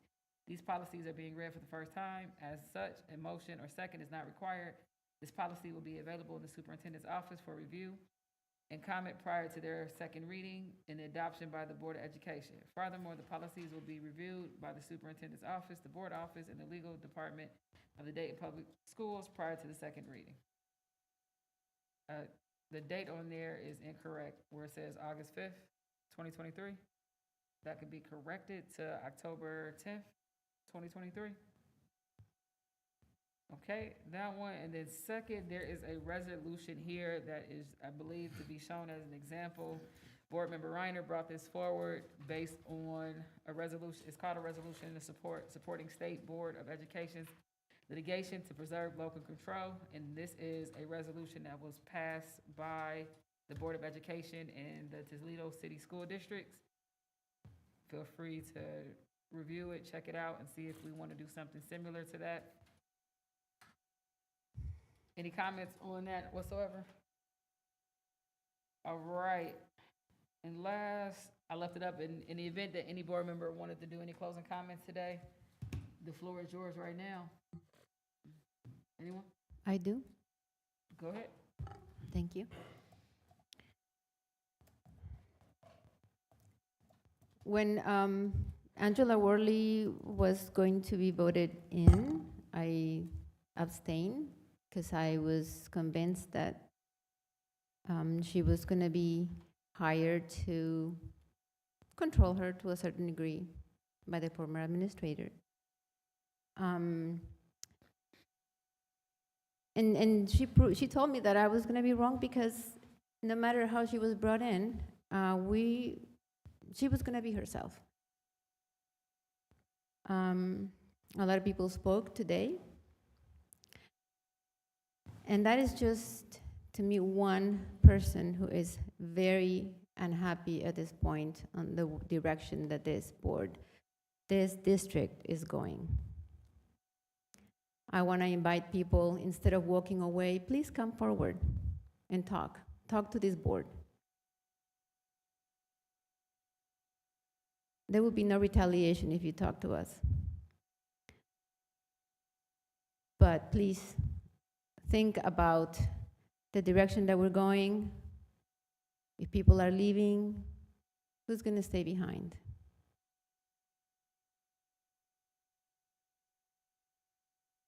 And I am really concerned. I'm very, very concerned about the direction that we're going. And actually, it was suggested for me to just plain speak out to the superintendent. And yes, I would say right now, if I would have a magic wand, I would ask you to step down today.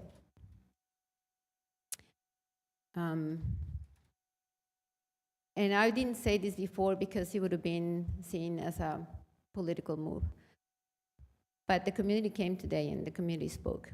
The community is seeing firsthand the changes that are happening right now and the way they're affecting us. And so I'm going to ask everyone to please come forward and talk to us. That's all I want to say today, Madam President. Thank you. Any other board members? Board Member Sampson. Thank you, Madam President. I just want to say to the community that came out and spoke, it is always great to hear the community advocate for their concerns and things that they believe in. I do believe that the more you participate in the process and allow us to hear from a different perspective, it is always welcome. So I do want to say to those community members, thank you for coming out and sharing with us your thoughts and your concerns and recognizing the work that has been done by one of our employees. Second, I do want to say, I don't get to do this much, a shout out to all of those that we voted on in the retirement world. But there's one that I just want to highlight, Miss Mary McDonald, clerical at Westwood. I had the opportunity to work with her for a few years, and I just want to say to her publicly, job well done. Enjoy your deserved retirement, and we are going to miss you immensely. And thank you for all that you've done at Westwood and for Dayton Public Schools. That's all I have. Thank you, Madam President. Thank you. Is there anyone else who would like closing comment? I do want to thank everyone that came out today. Again, it's always good to hear from people in the community, no matter what topic you've come up here with. There's some things that we will be able to remedy quickly, and there's some things that are going to take more thought from us to really make those type of things happen. I am excited about, I do want to highlight it again, note that I'm excited about some of the things that we have going on, and I still want to continue to encourage not only our community, but our community in Dayton, our community that has moved out of Dayton, but that are still a part of us.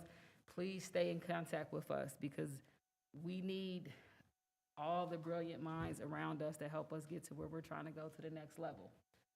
So with that, is there a motion to adjourn? So moved. Is there a second? Second. Any questions? Seeing none, may we have a vote? President Goodwine? Yes. Mr. Smith? Yes. Mr. Sampson? Yes. Ms. Wick? Yes. Dr. Pickett? Yes. Mr. Lacy, yes. That man is moving. Joe, you was almost an auctioneer. 6-0. So we are.